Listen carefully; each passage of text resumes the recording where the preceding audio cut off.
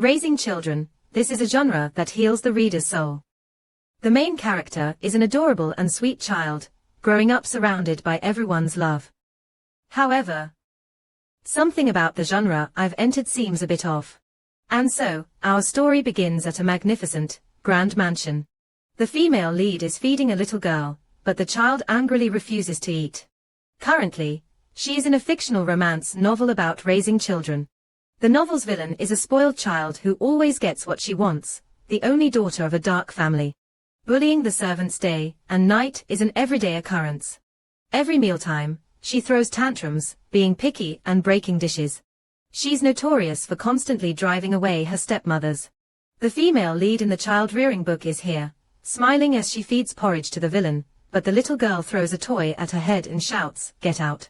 The little girl being raised here, the villain, is the only daughter of the Rebecca Petrie family. The female lead remains patient and gentle. "I'll leave right after you finish eating, my little Riri. Try this dish, okay?" But the girl keeps shaking her head in frustration. Little Riri insists, "I said I don't like it." Suddenly, the girl screams, "Ah, blood." Seeing the blood makes Riri a bit scared, and she hesitates, Riri suddenly snaps, yelling, "That's why I told you to leave, but you didn't listen." The female lead wipes the blood from her forehead and gently says, "Riri, at times like this, you should apologize first. As for me, I've got plenty of experience taking care of children. So I'm not easily intimidated." She thought to herself, "I've dealt with so many kids like this Riri girl that I'm fed up, but this child." Suddenly, Riri threw herself to the ground, writhing and crying, shouting, "It's not my fault." The protagonist, distressed, held her face, thinking that even if that person came, they wouldn't be able to save this child's terrible nature. Everything began 15 days ago. The protagonist had died. The last memory she had was of rushing into the street to save a child as if she were bewitched by something. When she awoke, strangely enough, she had become Leona in another world. The protagonist was sitting in a carriage. Opposite her was a powerful and handsome young man. He said that she acted as if she had given up everything earlier. And now she finally realized her situation, Leona Sioni. He was the head of the Petrie family, Duke Ian Petrie. The protagonist, surprised, asked, "Leona?" Leona's memories flooded into the protagonist, voices echoing, "Useless thing, if you're not working, stay in the attic. That Petrie person said they'd buy her. Right? A duchess, her. Well, he can take her wherever he wants as long as we get paid." Returning to reality, the man saw Leona staring blankly and asked what was wrong. She hurriedly smiled, saying it was nothing, just that the bumpy ride startled her. The heroine thought to herself, "So this Leona, whose body I'm inhabiting, is living a miserable life, and was sold off under the title of a noble lady. The man who bought her was the Duke of the Petrie family. There are many unpleasant rumors about the place she's about to go, where the servants suddenly disappear. I've even heard that the family secretly sells people or tortures them. A dark family is where the villainess was raised and grew up." The Duke of Petrie suddenly spoke, startling the heroine, "I don't know what rumors you've heard about me. But I won't use force or take you to any strange place, so rest assured." The heroine could only cry inwardly, "How can I feel at ease?" The Duke continued, "But you must remember your duty, which is to focus on taking care of my child." The carriage carrying the two was quietly passing through the forest. The heroine thought, "From the moment I first transmigrated, I knew that my future wouldn't be easy." The Duke Petrie's mansion. On the first day the main character met the little lady, Riri pointed at her and said, "What is that?" Her words were as sharp as a knife piercing through the main character's chest.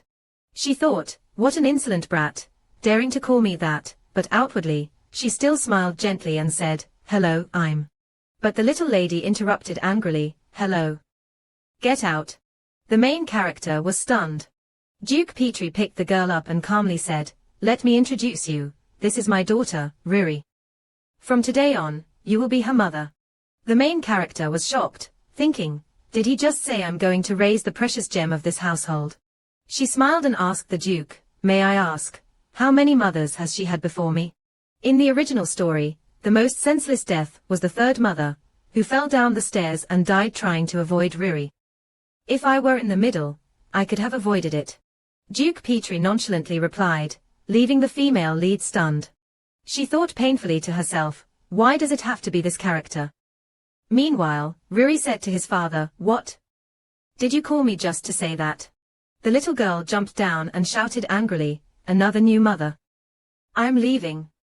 The Duke affectionately said, all right, since you've greeted her today, you can go. The little girl stormed off, saying, I'm not leaving because you allowed me to, I'm leaving because I want to. She slammed the door rudely, making the female lead feel exasperated. Duke Petrie said, come with me. The female lead asked, yes, but where are we going? Don't ask, just follow me. All right. The Duke led her to a room and said, this is your room. It's a bit much to stay in the Duchess's room, so you'll stay here instead. He opened the door, revealing a very simple room with basic furniture and dim lighting, which surprised the heroine.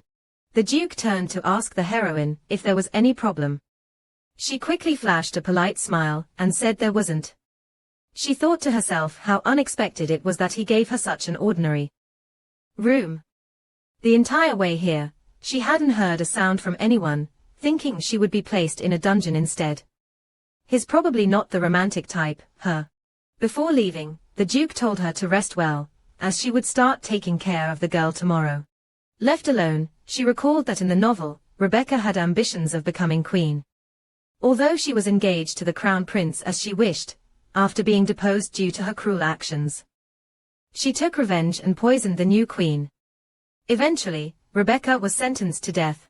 Looking into the mirror, the heroine sorrowfully spoke to herself, Leona, your life is so pitiful. What should you do from now on? Throwing herself onto the bed, Leona told herself, I don't know. I'll deal with tomorrow's problems when they come. Starting tomorrow, I have to take care of that girl. Let's see who the real winner will be, Rebecca.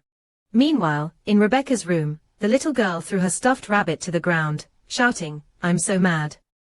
New mother, my foot. The maid beside her sinisterly said, don't worry, my lady. As long as you follow my instructions, things will go smoothly, just like the previous times. Riri smirked and replied, I understand now. Scene change, a few days later, at the Duke's castle, the servant said, the patrol lasted a whole week, it must have been hard on you, my lord. The Duke had just returned. As soon as he got off the horse, the Duke asked the butler, how's Riri? While I was away, did she get along with her new mother? The butler stammered, well actually. The Duke glared and shouted, what? The Duke angrily stormed into the main character's room and yelled, Leona Sioni, while she was calmly having breakfast. The Duke angrily said, what have you been doing all week? You haven't checked on the child's room, and you haven't even bothered to care about her. Contrary to the Duke's anger, Leona was overjoyed to the point of tears, saying, finally, after a week, there's someone I can talk to, leaving the Duke surprised. Leona said that the household staff all ignored me as if they had discussed it beforehand. Stranger still, every time I leave my room, something bad happens. No matter how hard I search, I can't find the girl's room anywhere, even though I should have found it by now. The Duke waved his hand, saying it's useless to use such words to justify. Leona protested that she's not making excuses, she's telling the truth. She thought she could certainly guess who the mastermind behind her ostracism was, and saying more would only be a waste of breath. She cheerfully smiled and said, now can you show me Riri's room? The Duke led the heroine to Riri's room, a sparkling, luxurious room that made Leona marvel at the distinctiveness of a princess from the Petrie family. The Duke called out to Riri, saying, father is here. Riri is sitting on the bed, annoyed, asking why her father is here. The Duke says, Riri, I brought your mother along too, but the girl just shakes her head and says, mother. What kind of mother? I haven't seen her all week. I don't care where she is or what she's doing. Leona smiles and says, it's not that I didn't come to see you, I just couldn't find you. But come to think of it, Rebecca, the maids who ignored me while I was searching for your room are all here, aren't they? When I asked them, they clearly said they didn't know. The girl suddenly gets angry and yells, what does that have to do with anything? Stop pretending you're so important. You fell like an idiot in the hallway. Leona seriously asks, how do you know I fell in the hallway? You said you didn't care, making the girl stammer and fall silent. Suddenly, the Duke shouts, enough. I told you from the first day to focus on taking care of the girl. A servant suddenly approaches and says to the Duke, sorry for interrupting, Your Grace, but it's an important matter. The Duke replies, I know, I'm coming right away. Gently stroking Ruri's head, the Duke said, Ruri, after all, your father is the one who brought her here to take care of you. Why don't you try spending a few days playing with her? Turning back, the Duke said to Leona, I'll give you another chance. Don't do anything foolish again. Ruri cried, Father, you're leaving already. I hate this. Leona smiled and patted the girl's head, saying, Did you hear that? From now on, let's live peacefully together. The girl brushed Leona's hand away and said, How dare you touch me? Turning to the two maids, she yelled, What are you standing there like idiots for? Pointing at Leona, the girl said to the two maids, If you let that thing come near me, I won't let it slide. Leona thought bitterly, such a sharp tongue, and pointing fingers at others like that. What on earth have they been teaching this child? Suddenly, a voice called out, What's all this noise? Leona turned around and asked, Who is that? It turned out to be an old woman.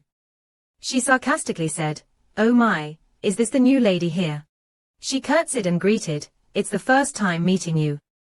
I am Gazelle, the young lady's nursemaid. The Duke has entrusted me with full authority over everything related to the young lady. She pretended to hesitate and said, It seems the young lady still feels uncomfortable with her new mother. She even said she doesn't like Madam anymore. Could you please step outside, Madam? Leona wondered what she was thinking. She smiled, but it was clear there was another meaning. She said cheerfully, Thank you, nursemaid, for informing me. But I still need time to get used to the child, don't I? Leona thought that if the Duke burst in because of this, she wouldn't know what to say if he returned early. Leona gently said to her, If you could help me, nursemaid. But she interrupted, exclaiming, Oh, madam, if the Duke has spoken, how could I dare disobey? Casting a meaningful glance at Ruri, she said, So, young lady, what should I do? Should I leave in place of madam? Ruri immediately shouted, Who gave you permission to dismiss my nursemaid? You leave. Get out of here now. Leona could only smile and say, I didn't tell the nursemaid to leave. This is not how you ask an elder for something. If you want something, don't get angry and calmly tell me, okay. Ruri, increasingly angry, gritted her teeth and said, You hateful thing. Madam, the nanny suddenly spoke up. I think we shouldn't force the young lady to do things she doesn't like. If the Duke knew his precious daughter was being treated like this, I wonder how he would feel. Hearing her words, Leona suddenly remembered the Duke's words earlier, before meeting her, There's something I want to tell you, even just a little bit. While taking care of her. If you do anything suspicious, I don't know what I will do to you. It's best for you to be prepared. Leona, scared, thought that surely it wouldn't just stop at being kicked out. Ruri looked at her with eyes that said, She will give up soon. Leona suddenly clenched her fists with determination and said, But I'm not forcing her. I'm just teaching her how to do things correctly. Spoiling her too much is not good for her development. I hope the nanny understands this. She then smiled gently and said, Besides, I don't care whether the Duke knows or not, because my job is to take good care of her.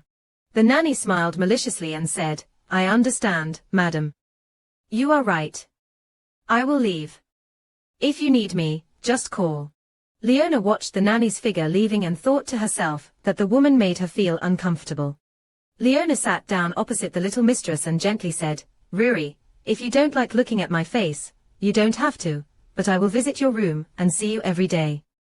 I will always be here with you, so I want to ask you this. Why do you hate me? Is it just because you find me unpleasant? But the little girl remained silent. Leona stood up, thinking that was enough for today. Asking more would be too much for the girl. But why does she have such a twisted personality when she has everything? While I grew up in an orphanage without parents, lacking so much. The little girl suddenly spoke, Didn't you also leave? The nanny wasn't wrong, everyone is the same. The first mother and the second both ran away, so you're just like them. That's why I told you from the start not to pretend to be close. Leona asked in surprise, did the nanny say that? Hiding behind the door, the nanny heard everything Riri said. Her eyes were extremely fierce. On a stormy night, Riri is having a restless sleep. She breathes heavily, murmuring, "Where is father?" Riri is hurting, the girl is having a fever. Suddenly, the door opens and someone walks in. Recognizing the person as her nanny, she asks, "Where are father and the new mother? Is no one here?" The wicked nanny says, "Our poor little lady, the Duke is busy with his duties, and your new mother has left, because she couldn't handle it. Everyone has abandoned you, my lady, but you don't need to worry, because I'm here with you. As long as you listen to me, you won't be lonely anymore." The scene shifts back to the present, and Riri tells Leona, the nanny wasn't wrong. Indeed, you are all the same. My first mother, and even the second mother, both ran away. You're just like them. That's why I told you from the start not to act close. Leona, surprised, asks, did the nanny really say that? Riri confirms. Yes, I think the same as the nanny. Realizing the issue, Leona says, so that's it. You think of me that way. So you told the servants to make it difficult for me to find your room, didn't you? Riri immediately shouted, it's my fault, why do you keep asking? I told them, it's not the nanny forcing them. Leona wondered if the mastermind behind all of this could be the nanny. A child who doesn't know anything will do whatever the nanny says, just like a puppet.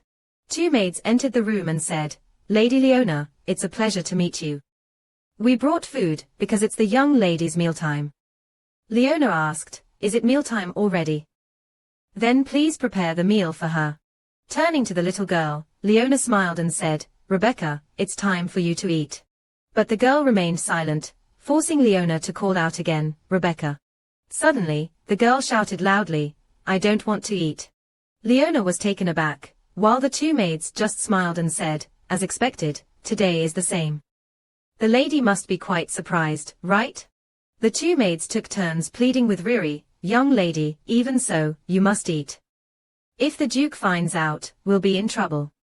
Leona was shocked and didn't know what to do.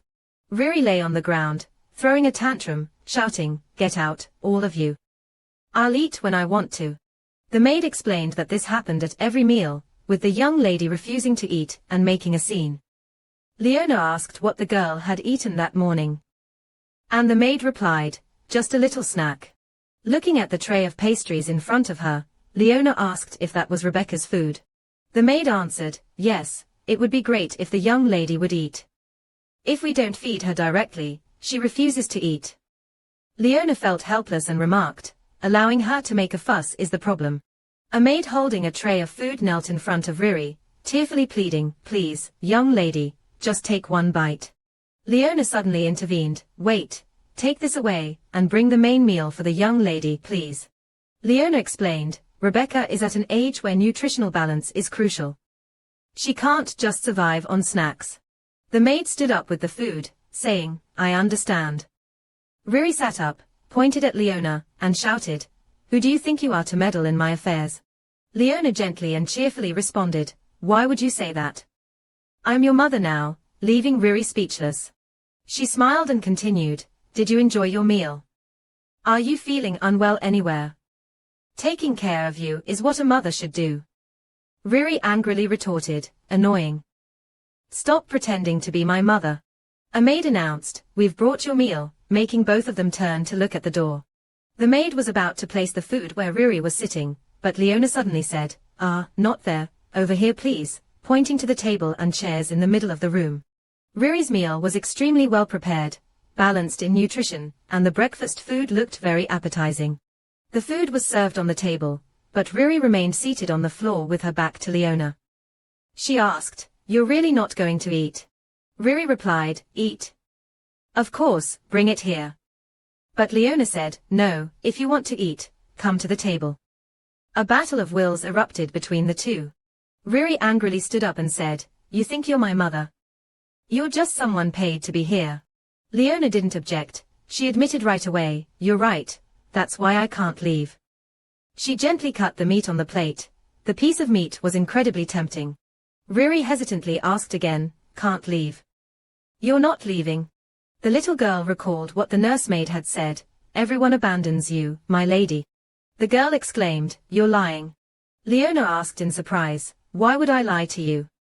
Really, I haven't abandoned you. I'm not leaving, and I can't leave. So now, let's eat together. Riri looked at Leona with wide eyes. There was a noticeable change in those eyes. The little girl ran to the dining table. She climbed onto the chair with Leona's cheerful encouragement.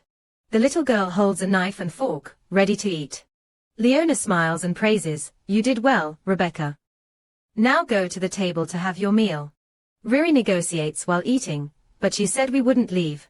Surprised, Leona asks her. What's wrong? The little girl replies, nothing.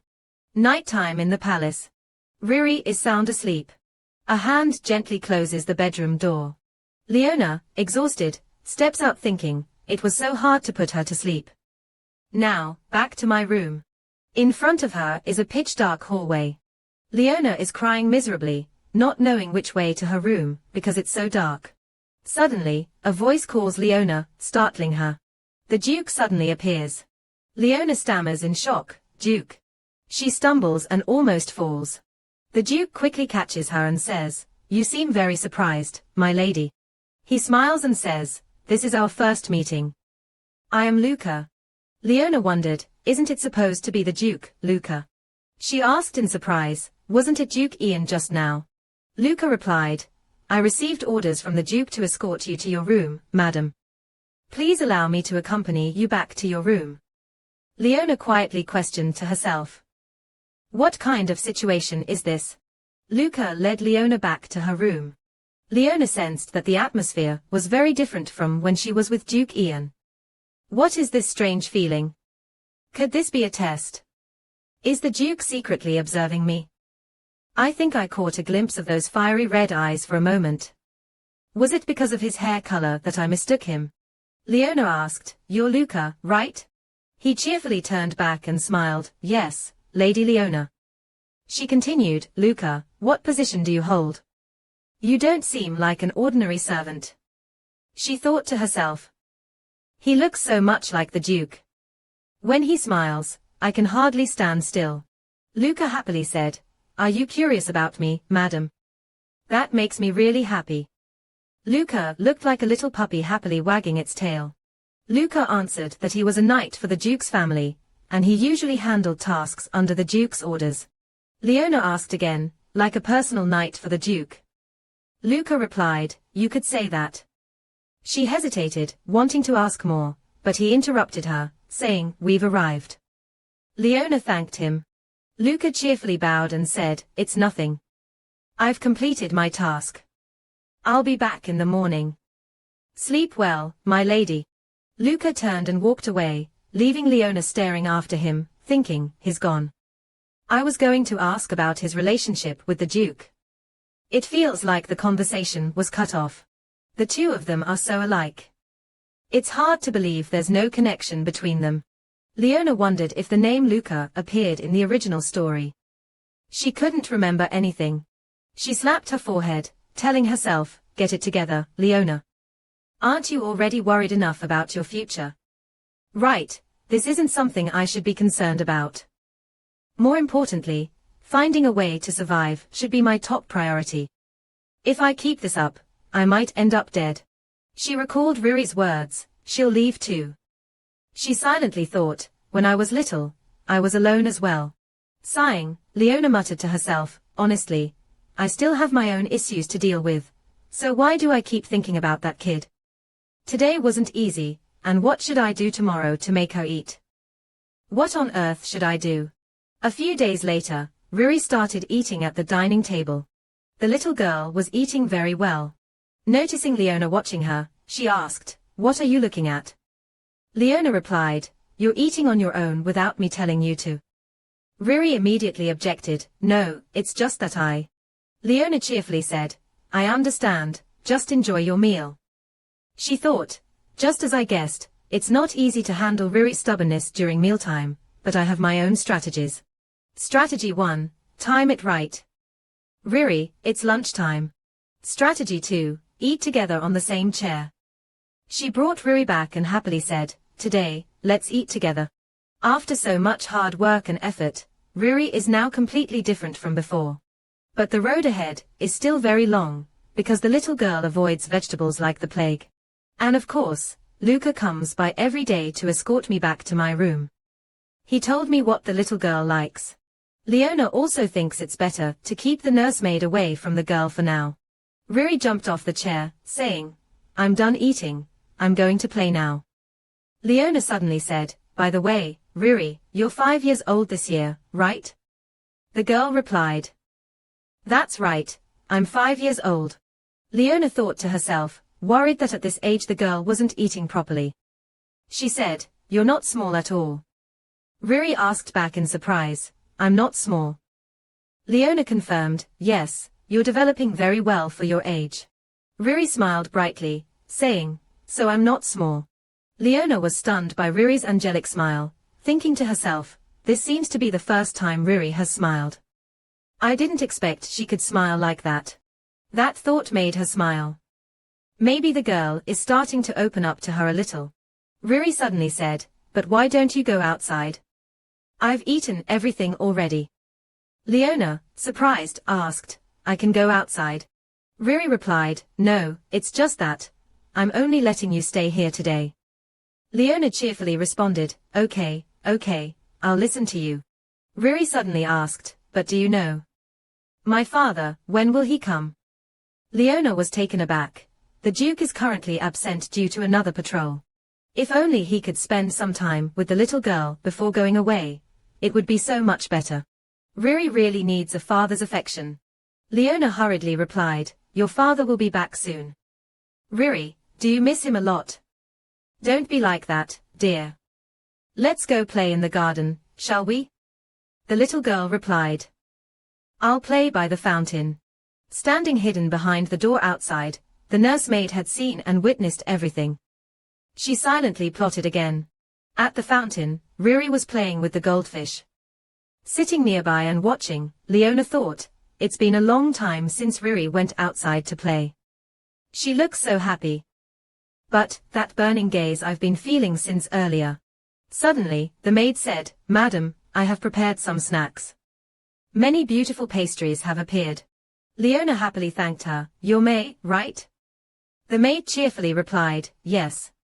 Leona continued, "You're always so friendly to me, unlike the other maids who don't even talk to me."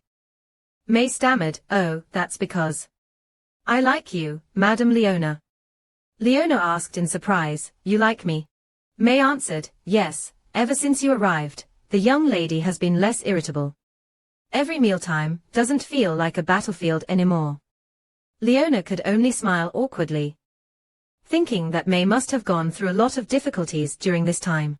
The maid continued, "The other maids don't talk to you, probably because of the nanny. Those who have worked here for a long time are on her side. It's not good to be disliked. So we have to be very careful." Leona asked in surprise, "Why do we need to be cautious of her?" May replied, "From what I've heard, she is a very capable nanny appointed by the royal family. She is also trusted by the Duke. It seems that when she arrived, the former nanny had to give way, as she was forced to become a maid, which is practically the same as being dismissed." Leona thought, since she was appointed by the royal family, the Duke had no choice but to trust her. May happily continued, "That's why you don't know how relieved I am that you're directly confronting the nanny."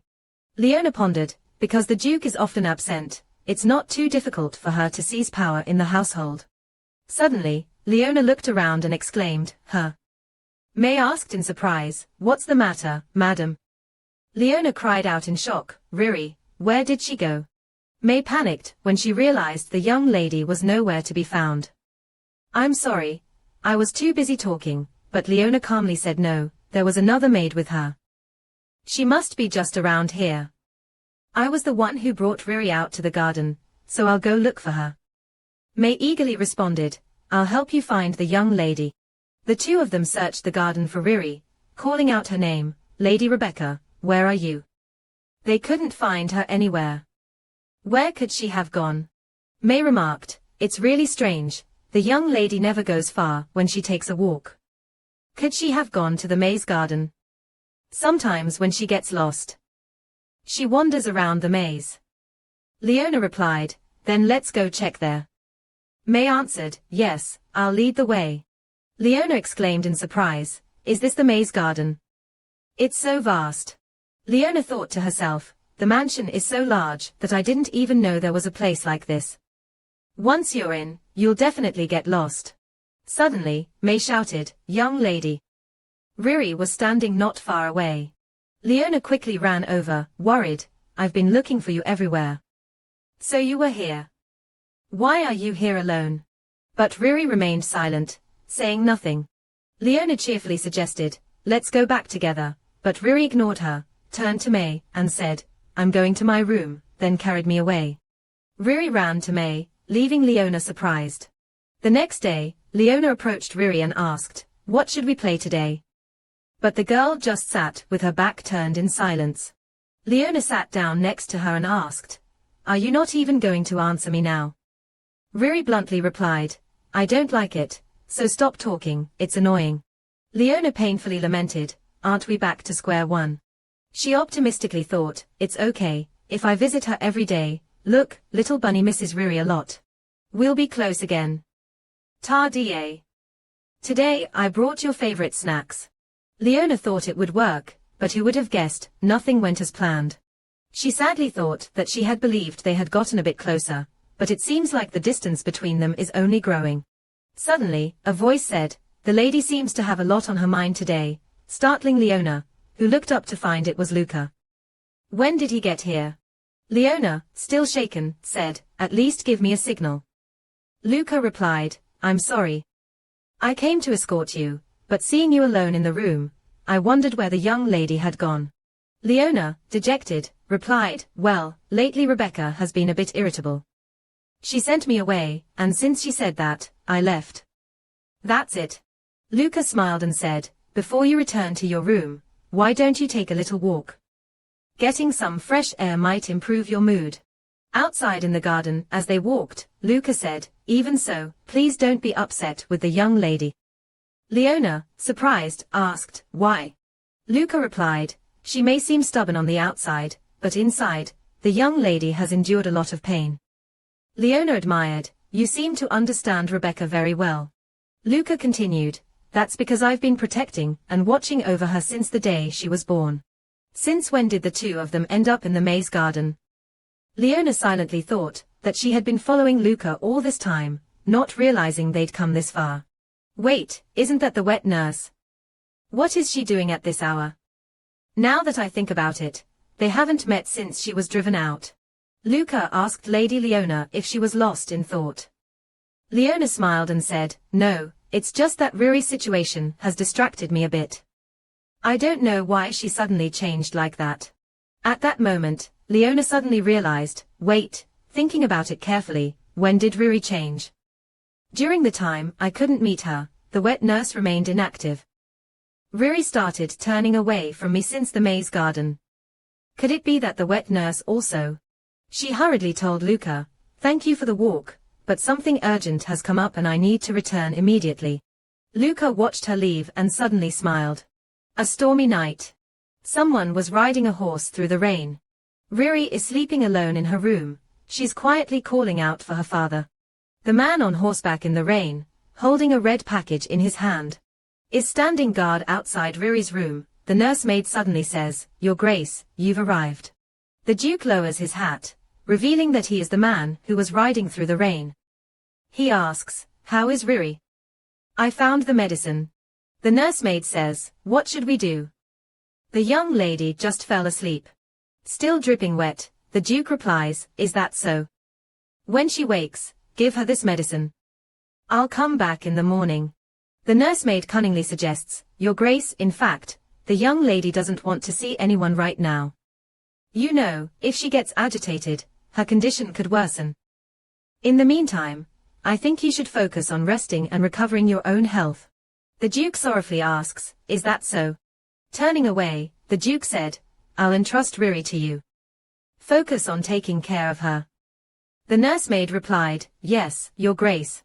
After the Duke left, she secretly plotted, her eyes revealing a sinister intent. The next morning, the Duke was sitting alone in his room. Suddenly, someone said, "Lady Leona wishes to see you, sir." The Duke frowned and replied, "Let her in." As she entered the room, Leona said, "Sorry to bother you, but there's something you need to know." Walking in the garden, the Duke asked, "So you suspect the nursemaid?" Leona replied, "I'm not entirely sure, but that's my intuition." The Duke dismissed it. "What you're saying is impossible." The Duke said, "Ruri's nursemaid was chosen after a strict and rigorous evaluation by the royal family. They selected the most capable nursemaid." The two stepped into the labyrinth garden. Leona said, "It seems like you trust the royal family a lot," and the Duke replied, "I have a deep relationship with His Majesty the Emperor." The Duke recalled the last conversation with His Majesty. "You did very well last time. I'm surrounded by political enemies, but thanks to you, I feel at ease. That's why I called my old friend." The Duke replied, "Your Majesty, just give the order. I'll handle the Empire's dirty affairs on your behalf." The Emperor handed the Duke a small piece of paper and said, "The target is here. Once again, I'm relying on you." That was the hidden truth of the Petrie family. Back to the present, the two were walking in the labyrinth garden. The Duke looked over at Leona and asked, "Should I tell you about this now?"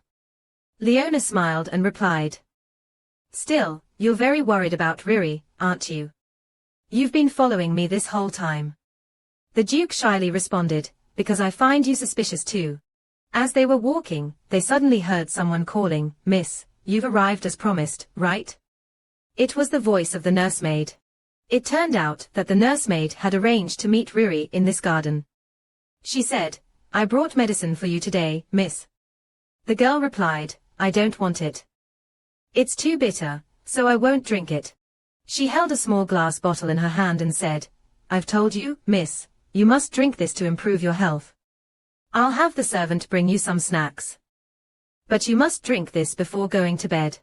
Riri asked, "Isn't the nanny coming? Why do we always have to meet here since yesterday?" She replied sadly, "Unfortunately, since you didn't listen to me, I can't enter your room. I told you I would always be by your side no matter where you are. Do you remember? That woman, if you don't get rid of her, she'll take my place as your nanny. If that happens, I won't be able to stay with you anymore." Hearing this, Riri hurriedly ran over, clutching the nanny's dress, anxiously crying, "No, you can't leave, nanny." She wiped Riri's tears, saying, "It's okay, miss. As long as you follow my advice, everything will be fine. Now, go tell the Duke that woman bullied you and get her out of here." She smiled maliciously, "If you don't want to be abandoned, you should be a good, obedient girl, right?" Riri hesitated, "But she hasn't done anything bad to me. She's different from the others." The nanny squinted angrily, "How many times do I have to tell you before you'll listen? Everyone leaves you because you're indecisive." She continued cruelly, "I think the Duke's patience with you is running out. Once he can't stand it anymore, you'll be left all alone." Riri burst into tears, "No, father won't do that." This entire scene was witnessed by Leona and the Duke. She thought, "So it's true, the nanny's been scheming all along. I had hoped I was wrong, but she's the one manipulating the girl. The nanny is everything to Riri. Other than obeying the nanny, the girl has no other choice." Taking advantage of the heart of a child who has no one to rely on, Leona also once didn't want to be kicked out of the orphanage, so she understands this feeling very well. Standing next to Leona, the Duke is clenching his trembling hands. He is extremely angry. Riri is hesitant, "But the nanny, she said she wouldn't leave me. Maybe she really won't leave." The nanny, angry, says, "When did the young lady become such a bad child? Bad children need to be punished, right?" She raises her hand, intending to hit Riri. Suddenly, the Duke rushes forward, grabs her hand, and shouts, "What the hell are you doing?" She startles and says, "Duke." She stammers, "I was just." Then Riri calls out, "Father. Father. The woman you brought back bullied me." The Duke is surprised, "Oh, really?" Riri confirms, "Yes. I couldn't even see the nanny, and I wasn't allowed to eat. The nanny, emboldened, chimes in, that's right. I was just fulfilling my duties as the young lady's nanny. It was that woman who caused the chaos. The Duke frowned angrily as he listened to her, an insignificant noblewoman without status, who doesn't know how to raise a child, and yet you could leave the young lady in her care. The Duke angrily said, do you think I'm blind and deaf? I just witnessed you yelling and brainwashing the girl. Explain this to me now. She calmly replied, it's discipline. To properly raise a child, discipline is necessary. The Duke angrily grabbed her hand, so that's your answer. But no matter how you justify it, I will not forgive anyone who has harmed my daughter. Pushing her hand away, the Duke said, your actions will be questioned by the royal family. Take her away. The knight responded, yes, Duke. Riri, seeing her nanny about to be taken away, cried out, Father, what are you saying? Why are you doing this to her? No, she promised to stay by my side. Don't take her away. The little girl burst into tears, if she leaves, no one will be by my side anymore. If you take her away, what will I do? Riri's crying made Leona sympathize. Taking her away is for your own good. This is still confusing for you now, but... Being led away by two guards, the nanny shouted loudly, what are you doing? I have loyally served the Duke's family under the Emperor's command. How dare you treat me like this? The Duke responded firmly, I will let the royal family decide on this matter. For now, lock her in the dungeon. I will write a letter to the royal family. Bending down slightly, the Duke asked, Riri, has she always been like this with you? Did you follow everything the nanny told you to do? But Riri remained silent. The Duke sighed, all right then. He reached out and touched Riri's head. It seems like you have a fever again. Turning to Leona, he said, take her back to her room. The Duke suddenly noticed a bottle that the nanny had dropped on the ground. He picked it up, startled, this is. Scene transition, in Riri's room, she has been carried back. Leona said, Riri has always relied on the nanny. For a child, the person closest to them is the most important. So she trusts the nanny more than she trusts you. The Duke asked worriedly, she doesn't trust me that much. Leona replied, of course.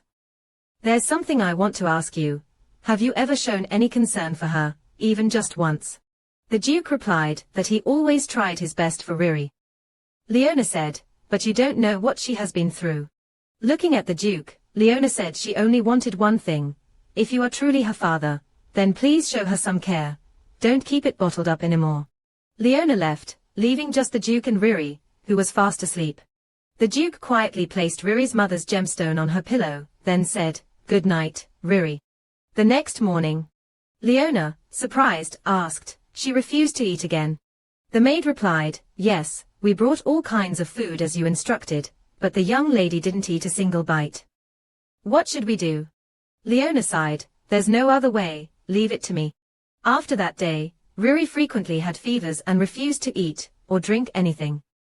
Whether right or wrong, for Riri, her nursemaid was her entire world.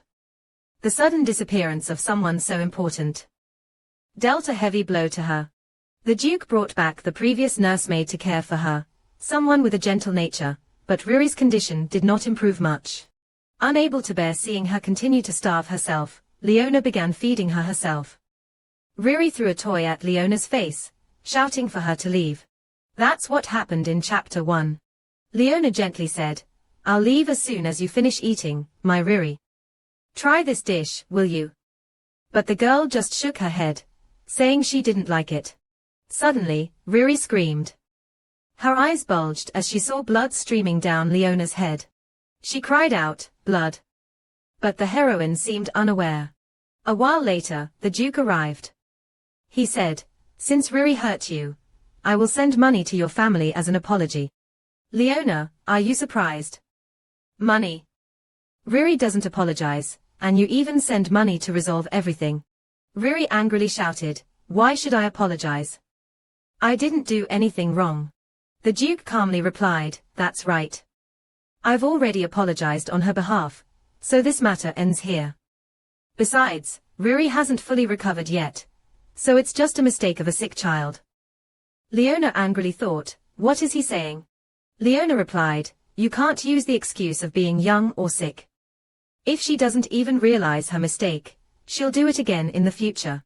The Duke stood up as if to end the conversation. It's none of your business. My daughter, I'll teach her myself. This matter ends here. Riri smugly huffed. The Duke stood up and said, you should rest as well. Leona hurriedly called after him, wait. Riri said, Riri wants to go out and play, to which the Duke immediately agreed, all right, go ahead. The two closed the door, leaving Leona furious, like father, like daughter. The next morning, Leona is holding a hammer. Riri sees it and stammers in fear, what's with that hammer? She hurriedly hides behind a chair and shouts, are you going to use that to hit me? Are you planning to get revenge on me? Leona laughs and says, of course not. I'm using it for this, she says, pointing to a cake that looks very appealing and delicious. Leona uses the hammer to break the cake's crust, while Riri watches in surprise. She then eats the filling with great enjoyment. Riri watched with her mouth watering. She quickly ran over and shouted, I want to eat those cookies too, but the main character calmly replied, no, you haven't finished your meal. If you want to eat, promise me something. Riri fell into the trap and asked, what should I promise? Leona cheerfully said, you can only eat snacks after finishing your main meal, how about that? Riri angrily gritted her teeth and said, that's unfair. She yelled, I don't want it. I'll ask the nanny to make it for me. The nanny helplessly replied, Miss, this snack was made by Lady Leona herself. We servants don't know how to make it. Riri was surprised and asked, what? Leona was happily eating chocolate, thinking to herself, in this world, there's no chocolate like this. Only I know how to make this treat. Riri angrily exclaimed, how annoying. Finally, she compromised, fine, I'll eat my meal, okay. The little girl pointed at the plate of cake, saying to give it to her. Leona raised the plate high and replied, I never said I'd give it to you right away. Riri angrily shouted, you deceiver, you tricked me. Leona calmly replied, I didn't trick you. Leona smiled and added, one more thing, if you promise me nicely, I'll give you the cake. Riri immediately responded, I don't want to. Why should I? I'm the princess of the Petrie family. Leona turned away, then I don't want to give you the cake either. Riri angrily said, I'll tell my father. The little girl stormed off in anger, but Leona casually said, are you sure you want to tell him? If you do, you won't get to eat the cakes I make anymore. Leona continued, the next cake I make, let's see. If you break open a soft chocolate cake, you'll see the chocolate sauce ooze out. Riri started to drool. The little girl gave in, fine, I'll say it. I promise I'll eat properly. Leona smiled, satisfied. The two of them hooked pinkies and made a promise. Leona, satisfied, said, if you promise me, I won't be angry anymore. From now on, if you speak to me gently, it would be so much better. Leona handed the hammer to Riri and said, before the main meal, why don't you give it a try? Consider it a reward for you. Riri quickly ran to her seat. The little girl used the hammer to break the cake. She ate the filling. Leona eagerly asked, how is it? Is it good? Riri replied, well, it's not that good. The cake the chef made is better. Hearing that, Leona said, then I won't make you cake anymore, okay? I was planning to make it for dinner, but if you don't like it. Riri quickly responded. Make it, I allow you to. I especially permit it. Leona smiled happily. Afternoon. Leona stood in front of Riri's room, thinking to herself, hoping this time the girl would eat, even if just a little. She couldn't keep using family snacks to entice her. She softly called out, Riri, it's me. I'm coming in, let's have dinner together. As she opened the door and stepped in, she was wide-eyed with surprise.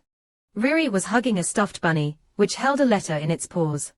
Leona bent down to take the letter from the bunny. The letter said, I'm sorry. Riri shyly said, until now, only my nanny has been on my side. I thought she was dismissed because of you, so I've always treated you poorly. I'm sorry, I was wrong. Leona was surprised by Riri's unexpected reaction.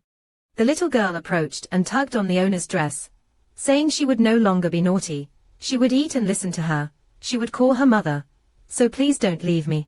The main character was surprised by what Riri said. She smiled happily. Gently hugging Riri, she said, I understand, Riri. I won't leave you. I will be your mother. My dear Riri, thank you for your apology. Riri smiled joyfully and said, that's great. Suddenly, the little girl fainted, causing Leona to shout in panic, Riri, wake up, Riri. Leona carried Riri and placed her on the bed, worried endlessly. Riri was unconscious, and while in a coma, she kept calling, Mommy. Sitting by the bedside, Leona thought that Riri wasn't a bad child, she just wanted to be loved. Just like when I was young, with no one by my side, an abandoned child at an orphanage without even a birth certificate. Gently stroking Riri's head, Leona silently wondered if maybe she could help change the girl. Resting her head on Riri's, Leona whispered to herself that she would change the girl's future. Suddenly, the Duke burst in, calling out loudly for Riri. Startled, Leona quickly stood up and addressed the Duke. The Duke anxiously asked about Riri's condition. Leona replied that she had given the girl medicine, but the fever hadn't subsided. It seemed they would have to watch over her throughout the night. The Duke quietly approached and placed his hand on Riri's forehead. Suddenly, the Duke clenched his teeth in anger and said, it's still not working. Leona, leave the estate at once. What a surprise, Leona exclaimed. The Duke explained, the more worried Riri is, the higher her fever gets, which can lead to seizures. We still don't know the cause, but she's been fine these past few days. However, ever since you arrived, her fever has become more frequent. Leona angrily questioned, are you saying that it's all my fault? The Duke asserted, if it's not your fault, then whose is it? I don't care what it is, her illness is because of you. Leona indignantly retorted, what are you saying? The Duke turned away, firmly stating, regardless, the sooner you leave the mansion, the better. I don't want to see her suffer any longer. Leona clenched her fists in anger, muttering, what the hell? The Duke walked away, leaving Leona alone with Riri. She wondered to herself, is Riri really sick because of me? I am so confused. Suddenly, Luca appeared and said, Madam, it's so late, and you're still by the young lady's side. Luca gently smiled and said, if you continue like this, madam, you'll get sick. I'll take you back to your room, please rest a bit. Leona smiled and said, thank you. Luca took Leona back to her room. Luca suddenly asked, Madam Leona, you're very upset about what the Duke said, aren't you? She just gave a wry smile. Leona was inwardly very angry, and just wanted to punch the Duke. Luca smiled, it's really tough, but please understand the Duke and the young lady. Everyone is doing their best in their own way. And please think carefully about what you really want. Madam Leona. Leona asked in surprise, what do you mean? But Luca just smiled and said, I'm just here to take you back. Good night, madam. Luca left, leaving Leona alone in front of the room, bewildered and wondering what was going on. Whatever it was, he truly was a difficult person to understand. The next morning, the Duke is walking in the hallway. The Duke recalls the words of the maids in the mansion. I feel much more at ease now that Lady Riri is eating and smiling more often. It's all thanks to Madam Leona, she's always caring for her. That's right. When Lady Riri fell ill, Madam stayed up all night to take care of her. The maid's kind words about Leona made the Duke wonder whether he should send her away, or keep her for Riri's sake. Perhaps it would be better to keep her. The Duke closes his eyes in exhaustion, deep in thought. The initial reason the Duke bought her was for one thing, that platinum hair of hers. Suddenly, there was a knock on the door. The Duke said, come in. A servant entered and said, Duke, we have the results regarding the composition of the medicine you mentioned earlier. It's the bottle that the wet nurse left behind.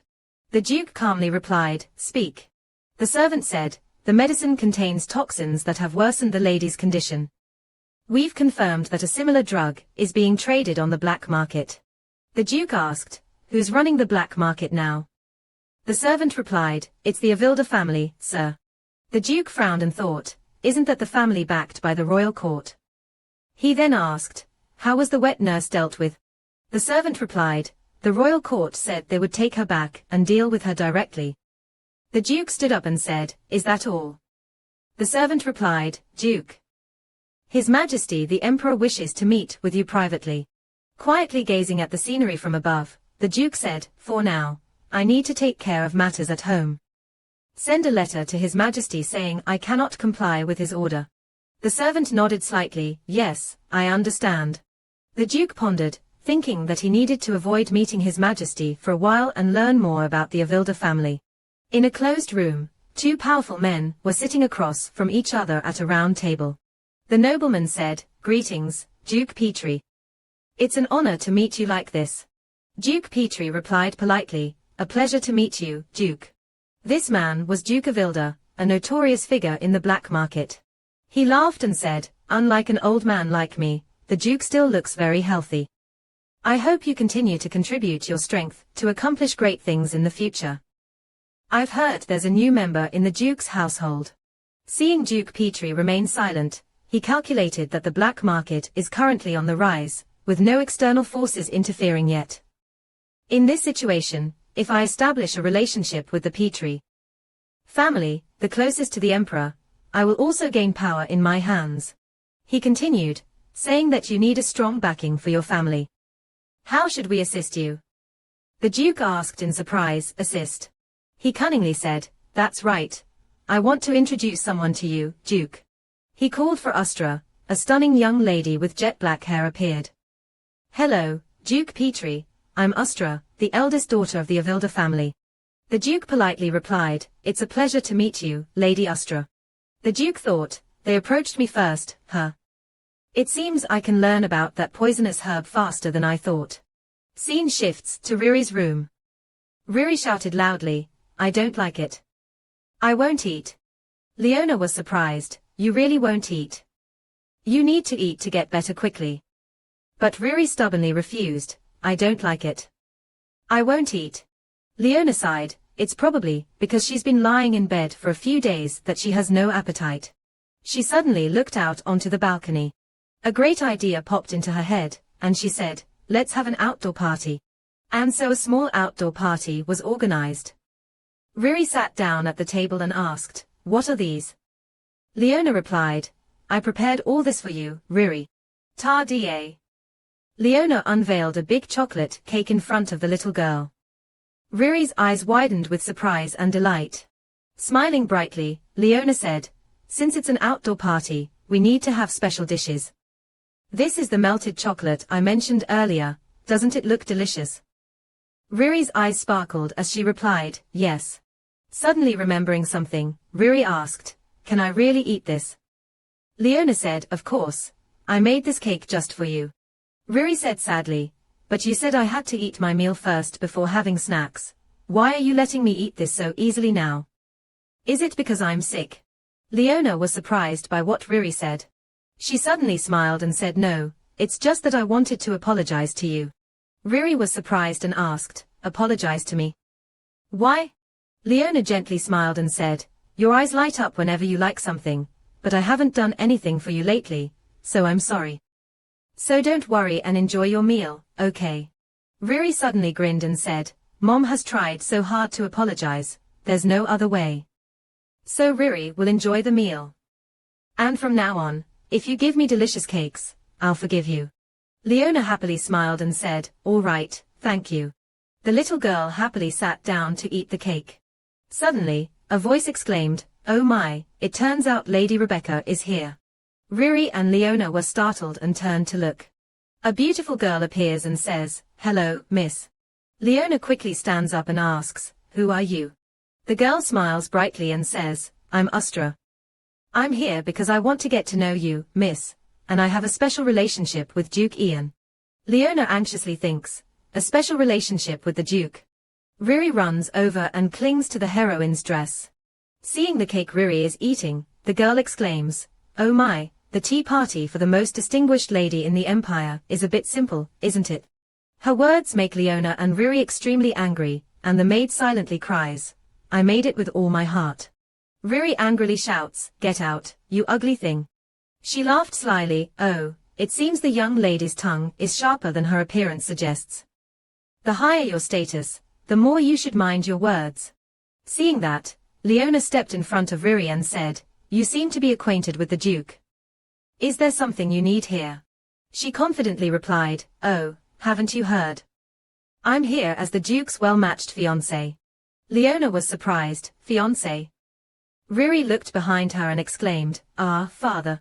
The Duke has arrived. Riri hurried over to the Duke and complained, father, that strange woman came to ruin my chocolate party with mother. But what's this about a fiancé? The Duke affectionately said, Riri, she is my guest. But Riri shouted, she's not a guest. Father, can you take her away? This chocolate party is just for the three of us, right? The Duke glanced at the half-eaten chocolate cake and said, Riri, let's save the party for later, okay? Looking at Leona and the other girl, the Duke said, you two, follow me. In the Duke's room, he said, this is surprising. You're the first person my daughter has ever taken a liking to. Leona responded, how sarcastic. I didn't even know you were such a narrow-minded person. The Duke, startled, asked, what? Leona eagerly continued, isn't the way you taught your daughter to let her do whatever she pleases. You shouldn't act on your own whims, but follow hers. The Duke casually replied. She'll get bored soon. My daughter's liking won't last long. Leona angrily thought, is this the method you came up with for her? But she only dared to say, even so. She suddenly remembered what Luca had said, Lady Leona, think carefully about what you truly want. She recalled Riri's cheerful face when she said, Mom already apologized so much. There's no other way. Riri will eat well. Also, from now on, if Mom gives me delicious cakes, I'll forgive her. This made her determined as she said, I'm not going anywhere because I've promised to become Riri's mother. The Duke quietly looked at her, said it was up to her, but she would regret it. Standing behind, Lady Ustra witnessed everything and was scheming something. Suddenly, a servant shouted, Lady Riri, you can't just run in like that. Startling everyone, they turned to look. Lady Riri, you are not allowed in. Riri angrily stormed into the room, shouting, don't bully my mother. Everyone was surprised and exclaimed, Riri. Riri angrily said, if father bullies mother, I'll throw a tantrum right here.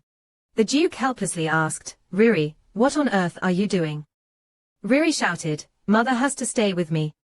I don't care about some fiancé. Sitting down gently across from his daughter, the Duke asked, is that woman really so good? Riri honestly replied, yes, I like mother. Standing right behind, Leona was so moved she couldn't say a word, Riri. The Duke asked Riri why, and Riri stammered nervously, it's because Mom. The little girl suddenly shouted, because Mom gave me chocolate. Both of them froze, chocolate. The Duke calmly said, if it's about that, any servant could have given it to you. Riri replied, but Leona was the first one to make delicious food for me. The Duke was surprised and shocked by what Riri said. Leona, moved, exclaimed, Riri.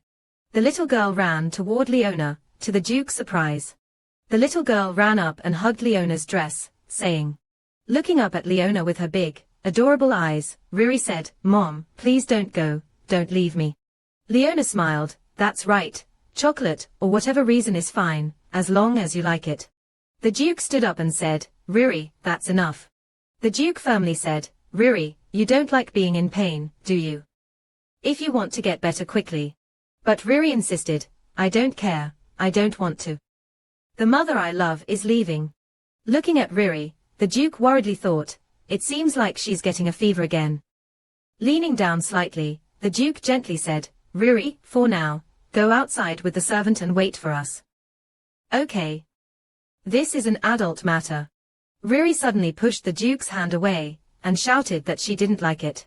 Riri firmly said, I will never leave my mother. The Duke had no choice but to compromise, all right, we'll continue this conversation later. Let's stop here for today. He gently closed the door. Left alone, the Duke sighed, holding his head, recalling what had just happened. Riri had said, Daddy, my chocolate party with Mom. Because Mom gave me chocolate. Suddenly, the Duke smiled, realizing that Riri liked chocolate, something he hadn't known. Scene changes to Riri's private room. The little girl had fallen asleep in Leona's arms. Leona thought, she looks so tired. She's not as feverish as I feared, thank goodness. Suddenly, Lady Ustra appeared, saying something so foolish. A child's feelings will change soon enough, and she doesn't even know that. And she's opposing me. Don't tell me you intend to become the Duchess. After all, you're just from a poor, shabby Marquis family. Leona turned her head in surprise and thought, with a family as loveless as hers, insults probably don't mean much to her. But her personality is really terrible. Is this her true self? She continued maliciously, go ahead and enjoy it while you can, because in the end, the one who will officially become the Duke's third wife will be me. Our families have already discussed the marriage. It's just a matter of time now. She leaned down and said, when the time comes, please take care of my child, temporary stepmother. With a fake smile, she added, Lady Riri, see you next time. I hope you'll like my chocolate when we meet again. Leona thought something was very strange. She didn't think there would be a change in the third wife in the original story. So what has changed? She suddenly realized, could this be a sign that the original story is changing? Scene transitions to Leona's room. Riri is sleeping next to her, grinning mischievously. Leona worriedly asked Riri, are you really okay? This place is old and narrow, and the bed is small too. You should sleep in your own room. But Riri firmly replied, I'm fine. This room is old, it smells, and the bed is tiny. But the girl suddenly smiled brightly and said, but I like being next to you, Mom. Leona happily hugged Riri and said, my dear Riri, even the way you talk is so cute. Riri mischievously smiled, I've always been cute. There's no child in the world as cute as me. Leona cheerfully agreed, that's right, my Riri is the cutest and most beautiful in the world. Riri held up a stuffed bunny and said, Bunny says he loves being complimented. Leona asked in surprise, really? But what's this bunny's name? Riri replied, are you curious? Then let me tell you, his name is Ugly.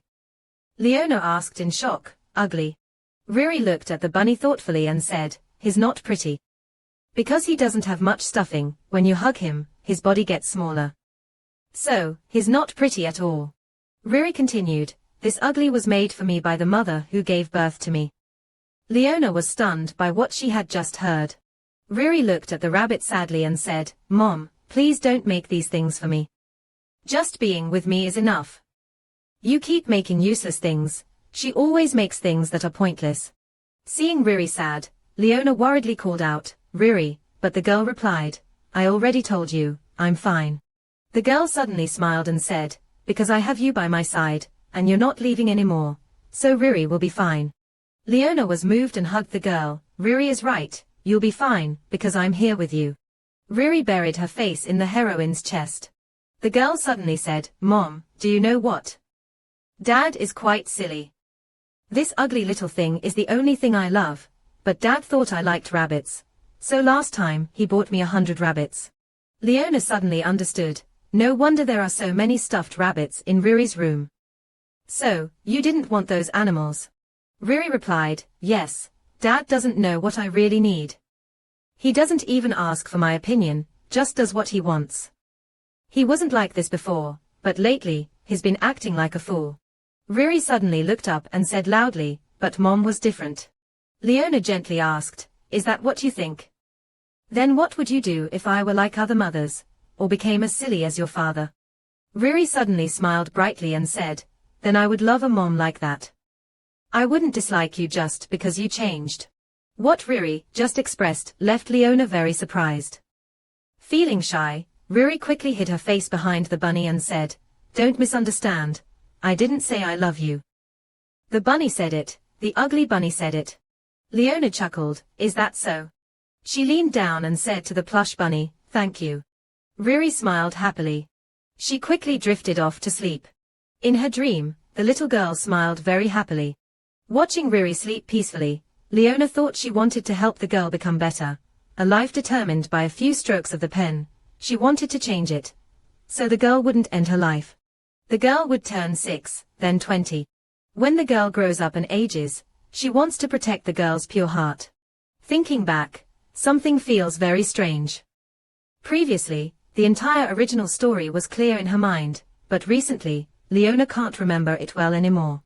Then she too gradually fell asleep. The next morning, the two were sleeping soundly, embracing each other. Suddenly, there was a voice calling Madam, which startled Leona awake. She realized it was the voice of her nanny, who was standing outside the door saying the Duke was looking for the young lady. And Madam, and that he seemed very urgent. The Duke is waiting in Riri's room. Leona took Riri back to her room, and as they walked, Riri complained about what was happening, saying she was sleepy. The Duke glanced at Leona and Riri holding hands tightly. He bent down and patted Riri's head, asking, "Did you sleep well?" Riri politely replied, "Yes, father, but why did you call me?" The Duke replied, "Because I wanted to give you a gift." Riri was surprised, a gift. The Duke pulled back the cloth, revealing a table full of gift boxes and chocolate bunnies. Riri and Leona were both amazed, their mouths wide open. Duke asks how you like it, Riri. Do you like these chocolate bunnies? I had the best baker make them. Leona is surprised he's prepared all this chocolate overnight. What's this all about? Oh, he remembered what Riri said yesterday, but it's a bit too much. Riri replied, well, I like just a little bit. Leona evaluates the gift-giving approach as a bit clumsy, but it seems the Duke has made a great effort for the girl. Suddenly, someone calls for the Duke, Emperor. I need to find you. The Duke asked again, must I go? If it's not an emergency, but the person replied that the Emperor had ordered the Duke to come this time. The Duke frowned, thinking he had deliberately avoided something for a while, but still did not succeed. He turned to the servant and said he understood, passing the word back to His Majesty that he would definitely come. Hearing this, Riri hurried back to ask her father, why are you leaving? The Duke replied, that's right. Father, sorry, Riri. If you want anything, tell the steward, and I'll buy it for you. Riri is about to cry and says, no, I don't need any gifts anymore. So please don't go. The Duke awkwardly replied, this is something I can't refuse. I'll go and be back soon. The Duke stepped outside, closing the door before Riri's disappointed eyes. Leona anxiously called out to Riri. Riri burst into tears, saying, idiot, you're an idiot. She threw the bunny to the ground, shattering it. While crying, Riri said, I don't want these stupid bunnies like you. I just want to be with you. Leona approached and comforted Riri. She angrily thought, at first, I thought he was doing well, but in the end, he ruined everything. What could be so urgent? What should I do to make her feel better? Suddenly, she had a great idea. She leaned down and softly called, Riri, let's make some chocolate cookies. Riri asked in surprise, chocolate cookies? Leona replied, that's right, let's do it together. After a while, the result of Riri and Leona's work, a tray of bunny-shaped cookies was born. Riri joyfully exclaimed, Riri really made these chocolate cookies. They look just like little bunnies. Cookies made by Riri. Leona was happily surprised at how much she liked it. For the first time, she felt it was really good to have learned how to bake. Leona lifted the tray and said, now let's bake them. Riri responded, yes.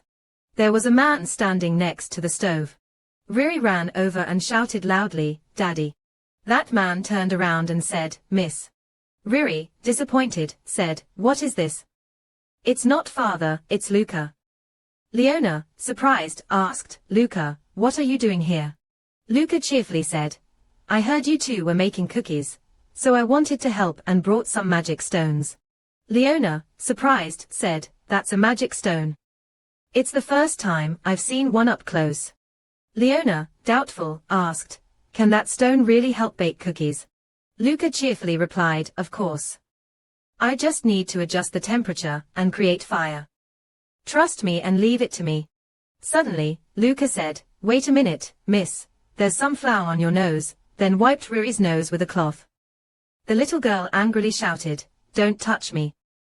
Luca just laughed and said, I've wiped it off. Now you're all clean, miss. Leona, surprised, thought, strange, I keep getting confused. Luca looks just like the Duke. Cut to a moment later, Luca is grooming a horse. Not far away, Leona is sitting with her nanny and maid, watching Luca intently. Leona turns to ask the maid exactly what Luca's job is. She heard he was a knight, is that true? The maid replies, I think so. The nanny says, come to think of it, I don't know anything about Luca. I don't remember when he started working here. Leona, surprised, asks, didn't he just start working here? The maid replies, no, he's been here a long time. The nanny says, really? As far as I remember, he only started recently. While eating a cake, Riri casually says, because everyone is so clueless, they don't know. Luca's been here since I was a little kid. Wiping Riri's face with a towel, Leona asks, really? Do you know what Luca's job is? The little girl looks confused, his job. Leona clarifies, like, what does Luca do?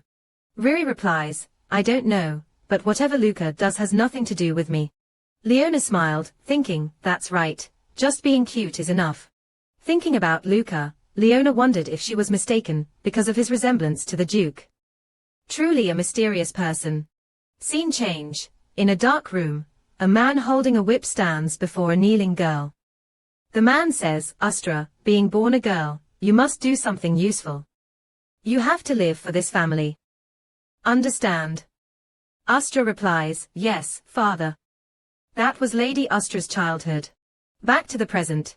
Lady Astra is now a grown woman, heading to the Duke's castle. Astra thinks, I will succeed. Failure is not an option for me. Today, she brings cake for Riri. Inside the mansion, the cookies that Riri and Leona made are finally baked. Riri cheers with joy, and Leona smiles, saying, the cookies baked perfectly, because Luca helped us.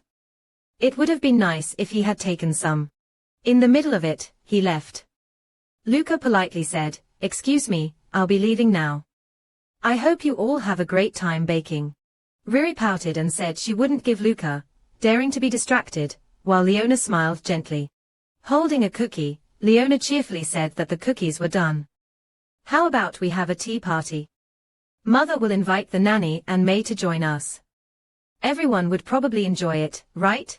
Hearing Leona, Riri seemed to ponder. The little girl reached out to take the cookies she made herself. She brought the cookies back to her room. She put those cookies into a box. Inside the box now were the cookies Riri made and the gemstone that the Duke gave her. She saved the cookies for her father. Looking at the box, Riri smiled happily. She thought to herself, I'll give the chocolate cookies to father later. Looking over at Riri, Leona, and the nursemaid, they all smile contentedly. A moment later, the tea party is ready. Leona cheerfully says, all right, let's try the chocolate cookies we worked so hard to make. Riri pushes the milk cup away, saying, Riri wants to drink tea. The maid is surprised, oh. You're not having milk. The little girl responds, Riri is grown up now. I won't drink milk. Give me tea. Seeing this, Leona says, May, give me milk. Riri is surprised, Mom, you're drinking milk. But you're an adult. Leona happily explains, that's right. Because milk is full of nutrients that are good for health, so even adults should drink it. Riri, surprised, asks, really? Leona smiles and says, yes. She takes a chocolate cookie, dips it in the milk, and says, also, eating it like this is really tasty. She takes a bite of the cookie as Riri's wide, curious eyes watch her in amazement. Seeing her eat so eagerly, Riri widened her eyes in excitement. Riri held up the cup towards the maid, saying more, Riri wants to drink milk too.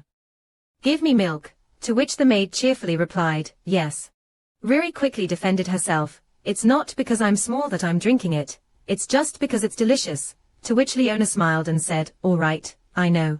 Suddenly, the door to the room opened, and Astra stepped in, saying, hello, Riri, I'm going to be your stepmother soon. I can't believe you're eating that cheap cake today. Hearing this, everyone was surprised, and the nanny stood up, saying, what are you talking about, miss? She shouted, too noisy. Servants should be quiet and step back, making the nanny and maid fume with anger. Leona frowned in annoyance. She happily said, I've brought some high-class food suitable for you.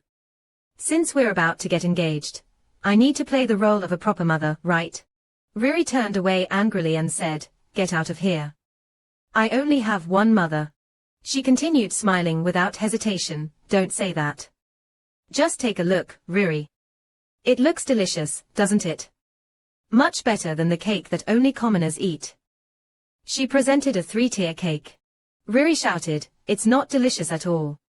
Take this damn pile of crap and get out. Leaving her speechless. Crap? She asked. Riri continued, yes, because it smells like crap. So, ugly lady, get out of here. Leona worried that at this rate, the girl might develop a fever. Astra, with a malicious look, said, that's why I said children are truly spoiled. That behavior needs to stop. If you don't listen to your mother, I have no choice but to punish you. She raised her hand to hit Riri. Leona quickly embraced Riri, shouting, what the hell are you doing? The nanny and maid anxiously called out, young miss. Lady Leona. Suddenly, a hand grabbed Astra's hand, preventing her from hitting Riri. She aggressively turned around and shouted, who dares to stop me? Unexpectedly, the one who stopped her was the Duke himself. He asked her what she was doing. She stammered, Duke, this matter, But it turned out the person was not the Duke but Luca. She was surprised, realizing it wasn't Duke Ian. She struggled, let me go. Who are you? Leona looked up in surprise and called out, Luca. Luca seriously said, I am Luca, Knight of Duke Petrie. I apologize for touching you without permission. However, Lady Rebecca is also very precious to us, so please do not touch Lady Rebecca. She shrugged Luca's hand off and said, arrogant fool. Luca calmly continued, the Duke said he will return soon. Would you mind waiting in another room, my lady? She angrily asked, what? Luca politely responded, didn't you insist on staying until you met the Duke? Please don't worry, we have prepared some exquisite tea and snacks for you. She clicked her tongue, fine, lead the way.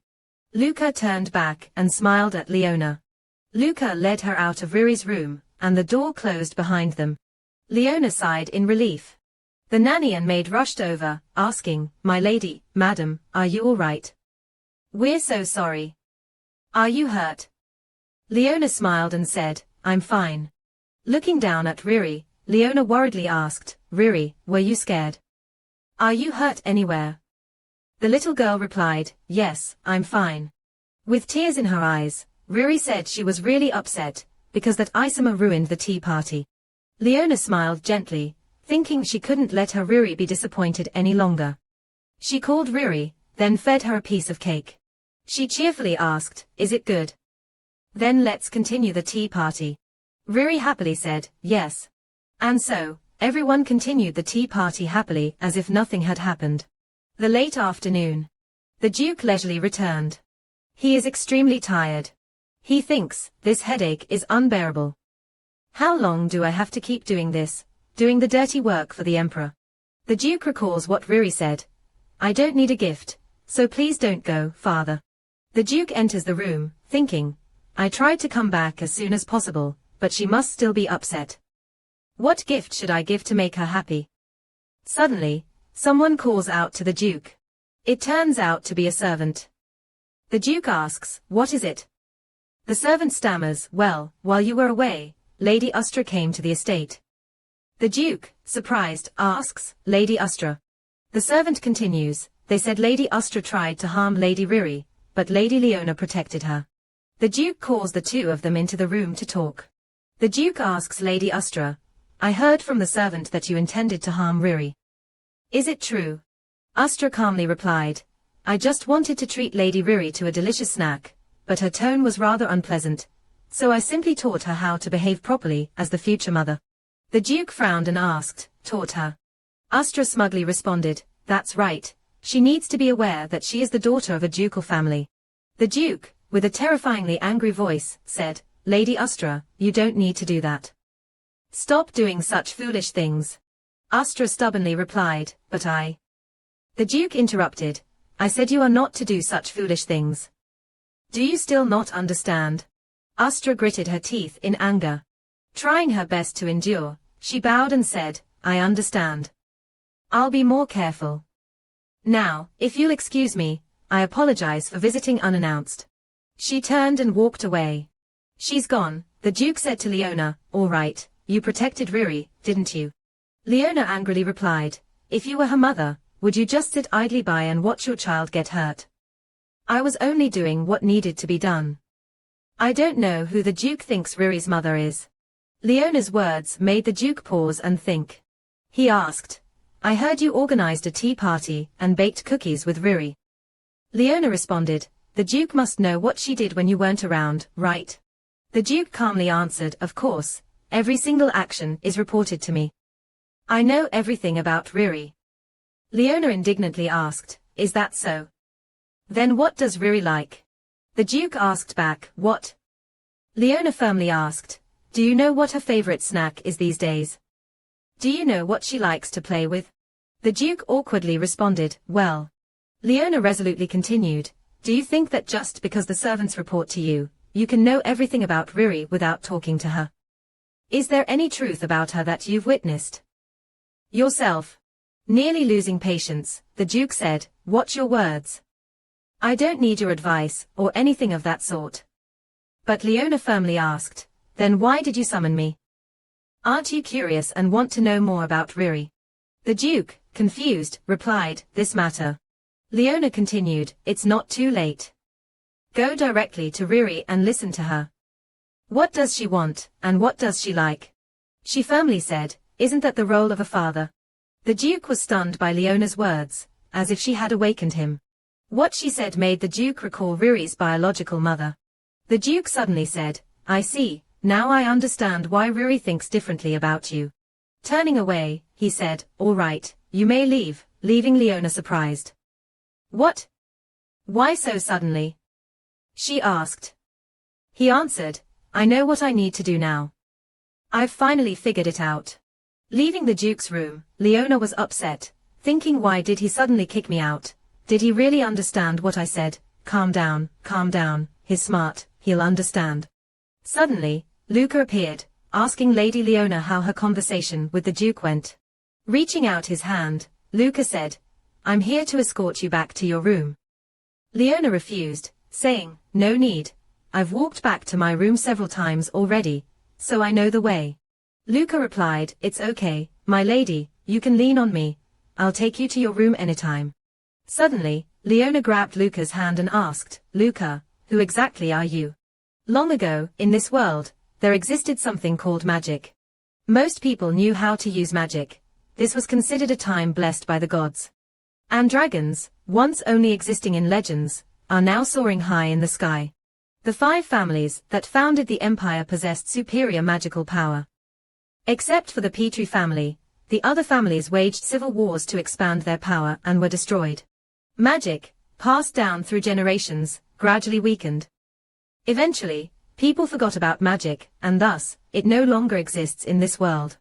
Leona thought to herself, only the Petrie family can use a little magic stone. If this isn't due to magic, how else can it be explained? She asked Luca, who are you really? Luca said, I am the Knight of Duke Ian Petrie. She replied, no, I'm asking about your true identity. Who are you really? She continued, every time I'm near you, strange things happen. Not only did you suddenly appear out of nowhere, but around you, I feel like I'm being hypnotized. It's always like this. I can't remember how many times I've walked this path. Besides, no one in the mansion knows who you are or where you came from, yet you naturally get along with everyone. You might say I'm being sensitive, but could this all be true? Hearing that, Luca smiled faintly and said, as expected, Lady Leona, you are an extraordinary person.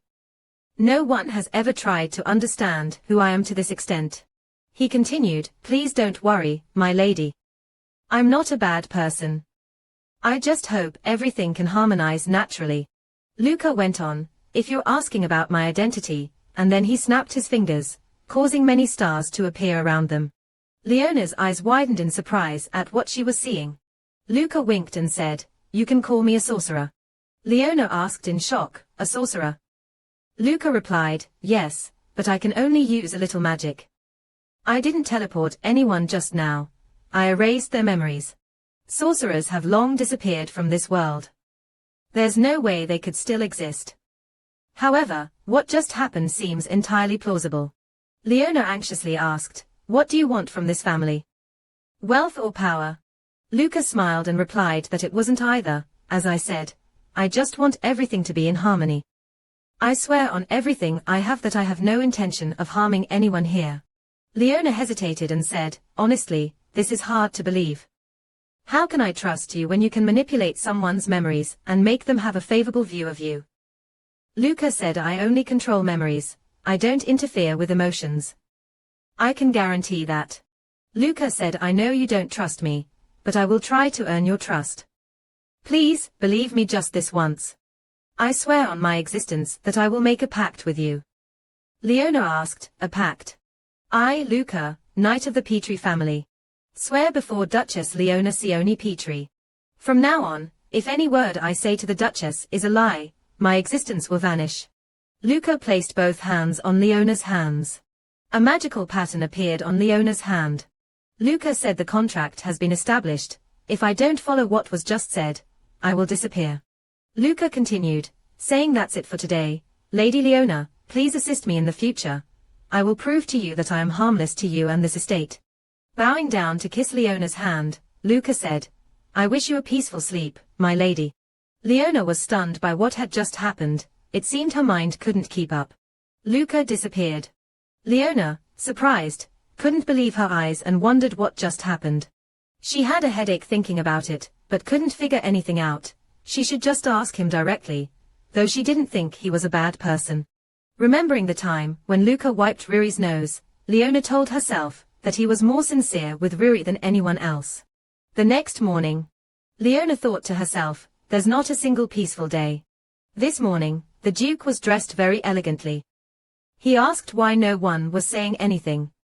Riri, you have a guest today. Hurry and get ready. Riri was sitting and drawing with Leona. She asked, I have a guest. Who is it?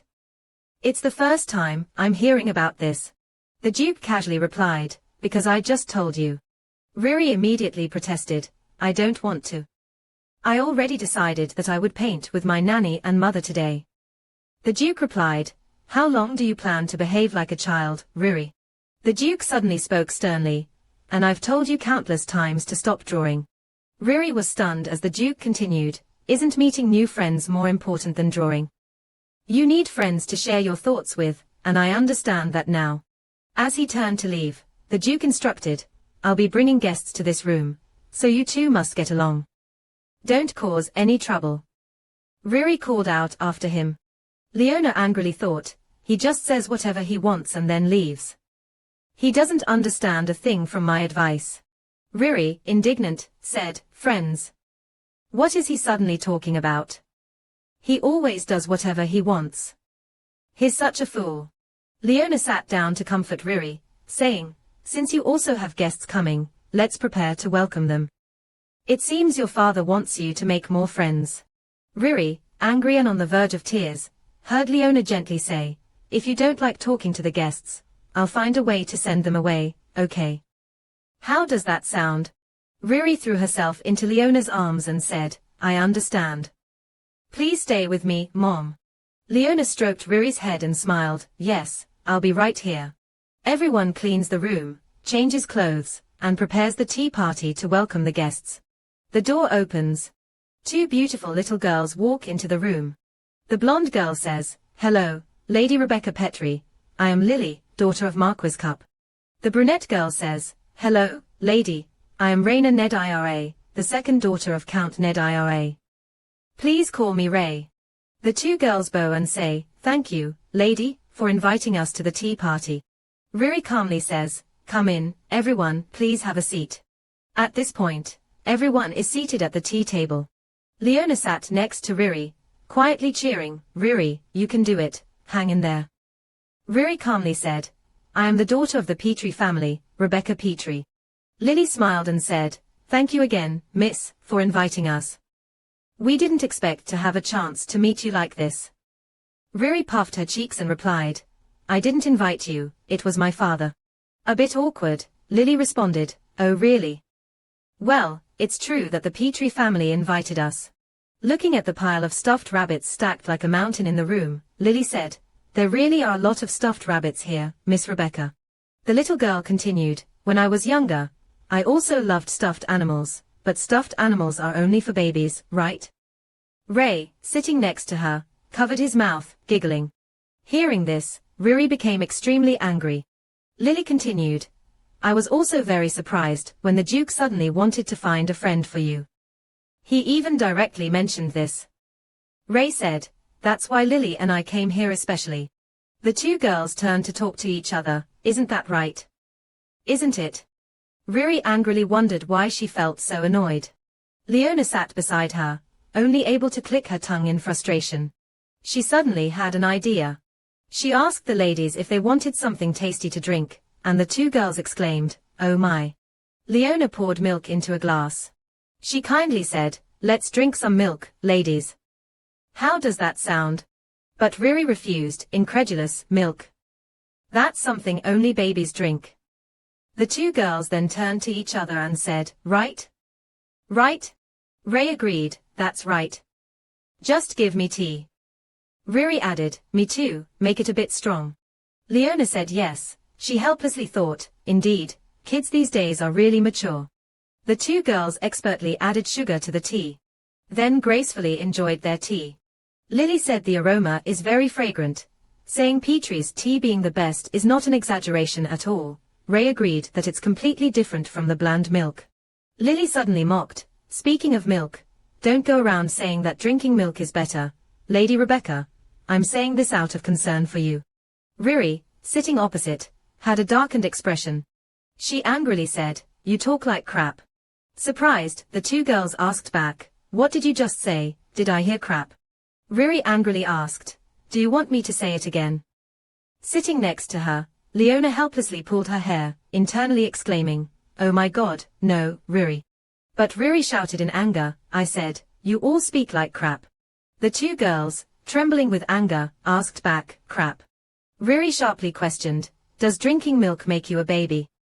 So, are you all adults now? Then adding a lot of sugar, isn't it just like eating candy? The two girls were speechless, knowing that they had indeed added a lot of sugar to their tea. Leona, wanting to mediate, picked up the milk jug with a smile. Drinking milk is good for both adults and children. If you drink milk, ladies, you'll grow tall very quickly. Suddenly, the girl Riri shouted, shut up. How dare someone as lowly as you interrupt our conversation? Leona waved her hands, no, it's not like that, Riri immediately took Leona's hand and said, hey, she's my mother. Riri was surprised, saying, but Mrs. Mother, Ray, is she really telling the truth? Anyone would think she was just a servant.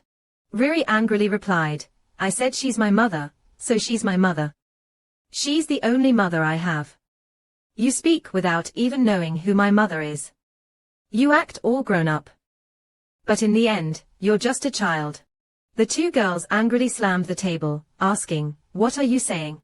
Riri continued, the only reason you're sitting here is because of my father, because I'm the daughter of Duke Ian Petrie, isn't that right? The two girls stood up, saying, Miss, you've gone too far. Riri retorted, too far? You were the ones who went too far just now. Riri angrily shouted, what you said to my mother is the same as saying it to my face. Don't you dare underestimate me. Riri quickly tried to explain, we only wanted to give you advice as your friends. We weren't looking down on you. Riri sarcastically replied, oh, really? Could you say what you just said in front of my father? The two girls were speechless and didn't dare say anything. Riri aggressively added one more thing, you'll be punished for insulting my mother. Riri retorted, but the lady's mother isn't that woman, the one who will become your mother is Lady Ustra. Riri angrily asked, what did you say? That foul-smelling woman is my stepmother. No, she's not. The little girl pointed at Leona and declared confidently, my mother is right here, in front of you all. Those words from Riri deeply moved Leona. The two girls trembled. Ray said, we were just saying what we were taught. As long as we respond and ignore the lady, we'll be rewarded. Riri asked in surprise, what? Who told you that? Ray explained, she said the lady needs to change her bad habits, that's why. Leona pondered, could that person be Ustra? Ray continued, that's why we ended up like this. Suddenly, Riri grabbed Ray's hand and shouted, shut up. Ray was still hesitant, wanting to continue speaking, but Just that much, Riri could already guess. It was indeed related to that woman, because of that stench, that Azura woman or whatever, she's nothing at all. She's been lying the whole time. You've been deceived. You two girls are in a tough spot. Pointing to the door, Riri said, all right, can you leave now? The two girls asked in surprise, what?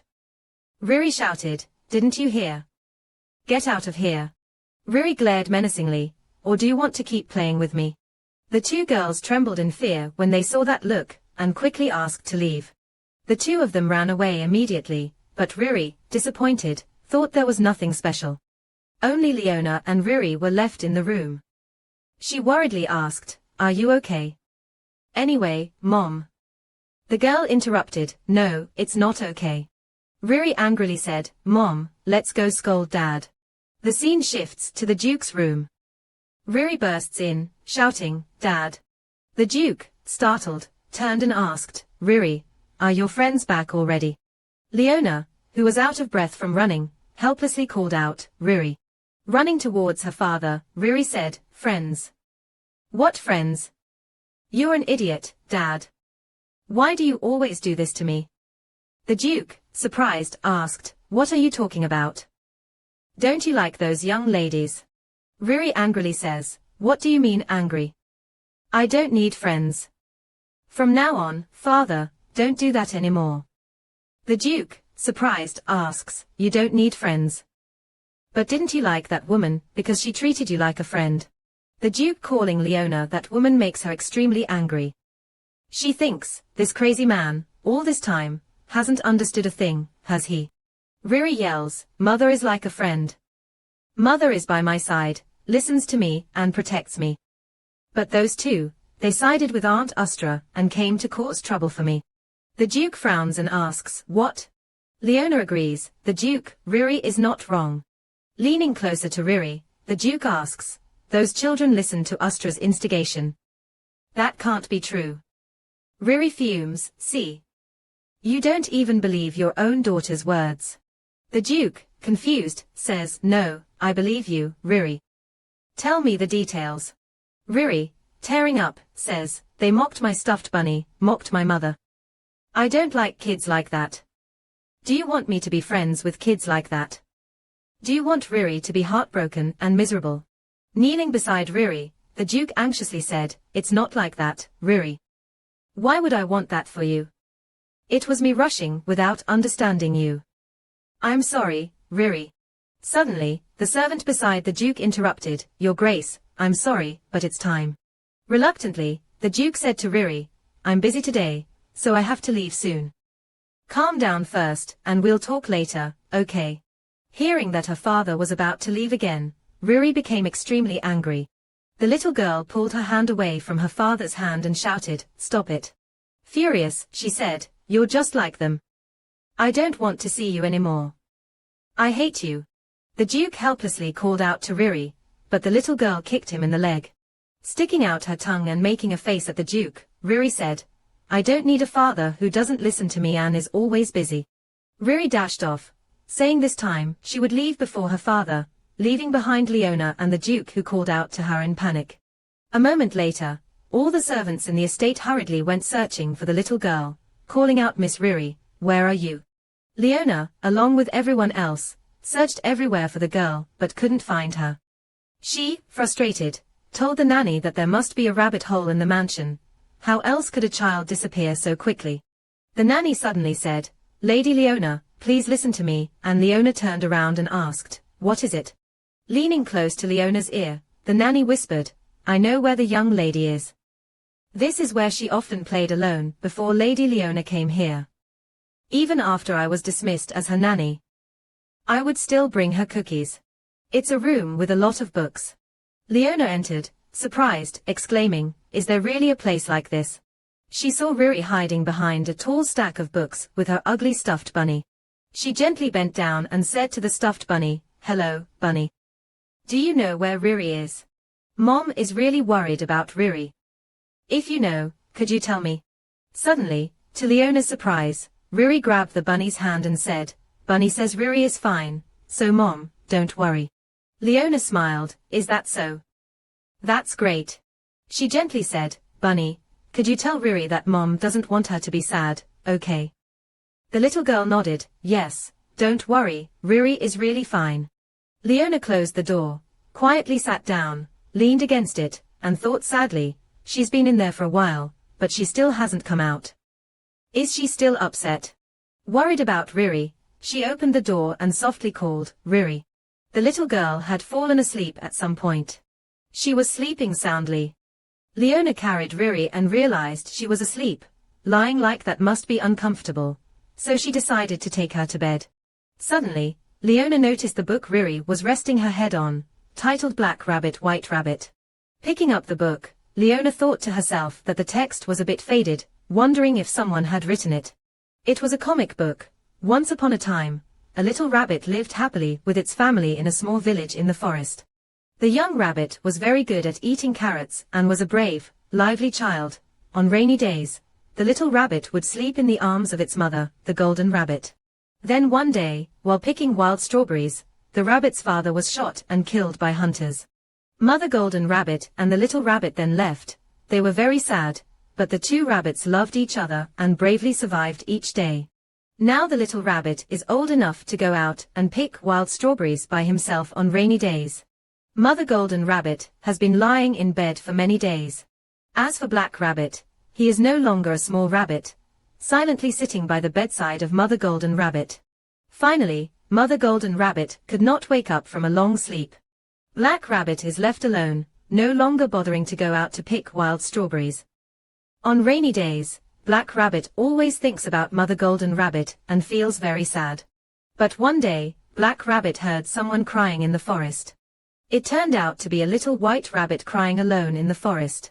The Black Rabbit took the little white rabbit home, and gave the little rabbit some wild strawberries. The little white rabbit sobbed as it ate the wild strawberries. For the first time in a long while, the Black Rabbit regained its smile. Riri was sleeping soundly in bed, while Leona was sitting and reading a comic book. She gently touched the smiling Black Rabbit's face and thought to herself, just as I suspected, this is a children's book written by someone. She wondered who exactly had written it.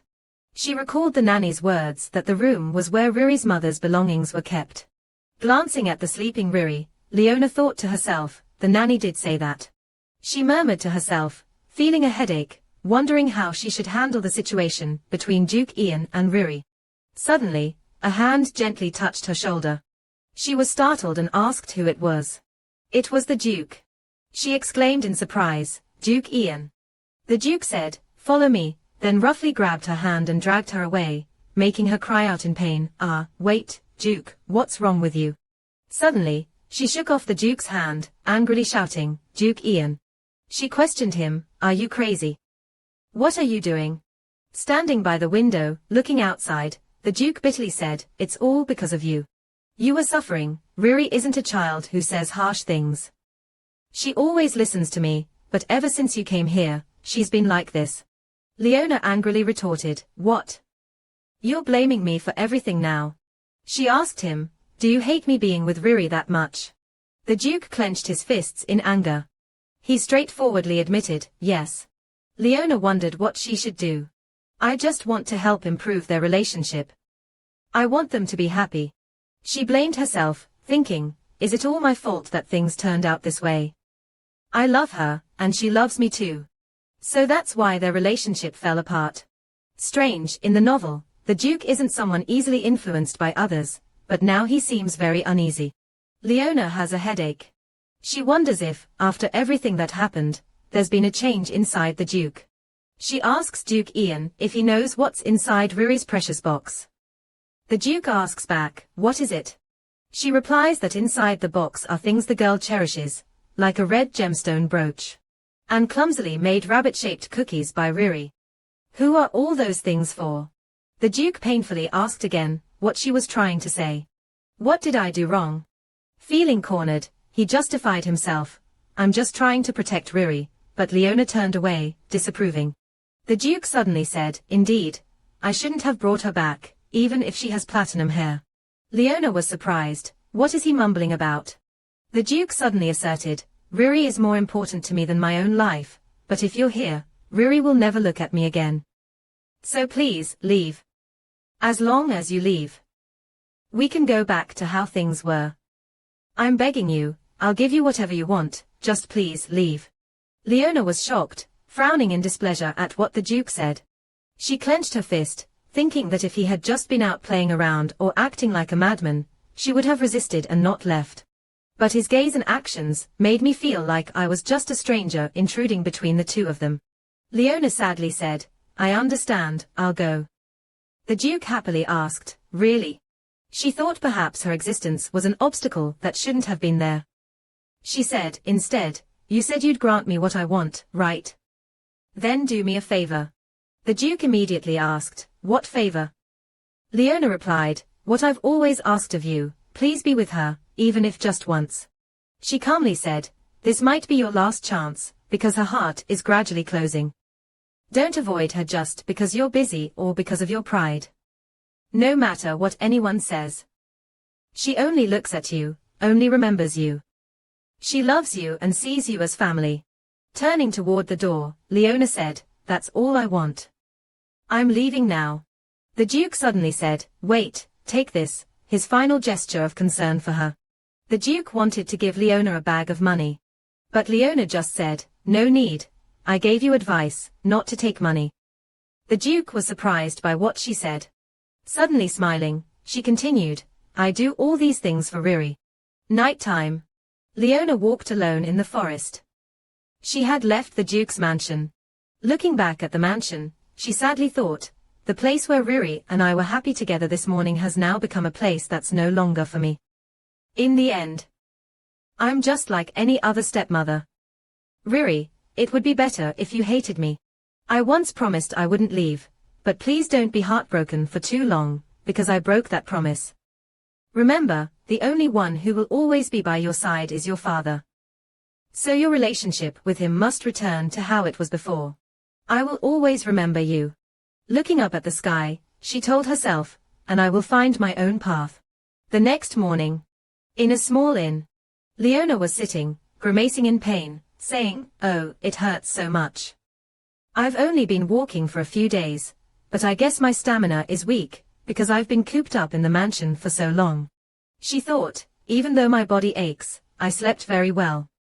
What should I do from now on? She suddenly remembered that she had made a pact with Luca. She wondered, now that I've left the mansion, does this pact still hold? Looking at the hand marked with a magical seal connected to Luca, she resolved, all right. I'll find out whether magic still exists in this world. She searched through the books and exclaimed, Luca wasn't lying. It seems like he's trustworthy. Everything Luca said was absolutely true. She closed the book and put it away, telling herself that it didn't matter anymore since she would never see him again. Walking down the street, she thought to herself, at least she felt reassured that Luca wasn't the kind of person who would harm Riri. Suddenly, Leona's eyes widened in surprise. In front of her was a temple. Although there was no magic in this world, people still believed in the supernatural. They believed in the god Amadeus. They built temples to worship this god, and the royal family had a close relationship with the temple, even receiving prophecies related to the country. Looking up at the temple, Leona thought that there might still be some clues about magic inside the temple, and if so, maybe she could find a way back to her world. And perhaps, she could discover something about the Petrie family related to the royal family. And also Luca's identity. I'm no longer related to the Petrie family, but as for Riri, I can't give up the wish for Riri to live happily. She opened the door and stepped into the temple. Inside the temple, there was a priest standing. The priest asked if she had any matters to attend to. Leona smiled and replied that she wanted to pray. She thought to herself that now she would find out what she could do. The scene shifts back to the Duke's mansion. On the night Leona left, the Duke was standing on the balcony, looking down. The Duke watched her as she left. He clenched his fists, regaining his resolve. She left, and the Duke turned toward his desk. He wondered if everything would now return to its rightful place. The Duke closed his eyes. He remembered what Leona had said before leaving, please stay by her side, even if just once. This might be your last chance, because her heart is slowly closing. Don't avoid her just because you're busy or because of your pride. No matter what anyone says, She only looks at you, thinks of you, because she loves you and considers you her family. Looking at the pile of paperwork still on the desk, the Duke painfully thought to himself. The Duke suddenly felt a sharp pain in his chest. He swept all the paperwork off the desk onto the floor. He collapses to the ground in pain. Bowing his head, the Duke curses, "Damn it." Scene shifts back to the present in the temple, where the priest asks Leona, "Is there something you need?" Leona smiles and replies, "I want to pray." The priest looks at her with a scrutinizing gaze. He notices Leona's worn-out dress. He then says, "Please, this way." He points to a seat quite far away, saying, "Over here." Leona angrily said, "Yes, it seems like you're accepting people based on their appearances." She obediently sat down in the seat assigned to her, telling herself that causing a scene here wouldn't do any good. So she decided to endure it for now. She clasped her hands in prayer and then looked up at the priest. He was cheerfully chatting with someone in the front row. It was a lady who seemed to be of noble status, and he was very polite to her. Seeing the poor people seated at the back rows, Leona, who wasn't religious, felt that this sight was quite displeasing. She saw the noble lady handing money to the priest.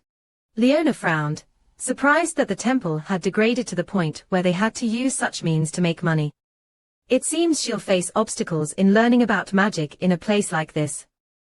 Has real magic completely disappeared? She sighed and prayed for Riri. Prayed that Riri would no longer be sick, always be happy. If there is a God, may he erase the child's memory of me. My existence has only brought pain to you. Forget the mother who hurt and abandoned you. Grow up in happiness.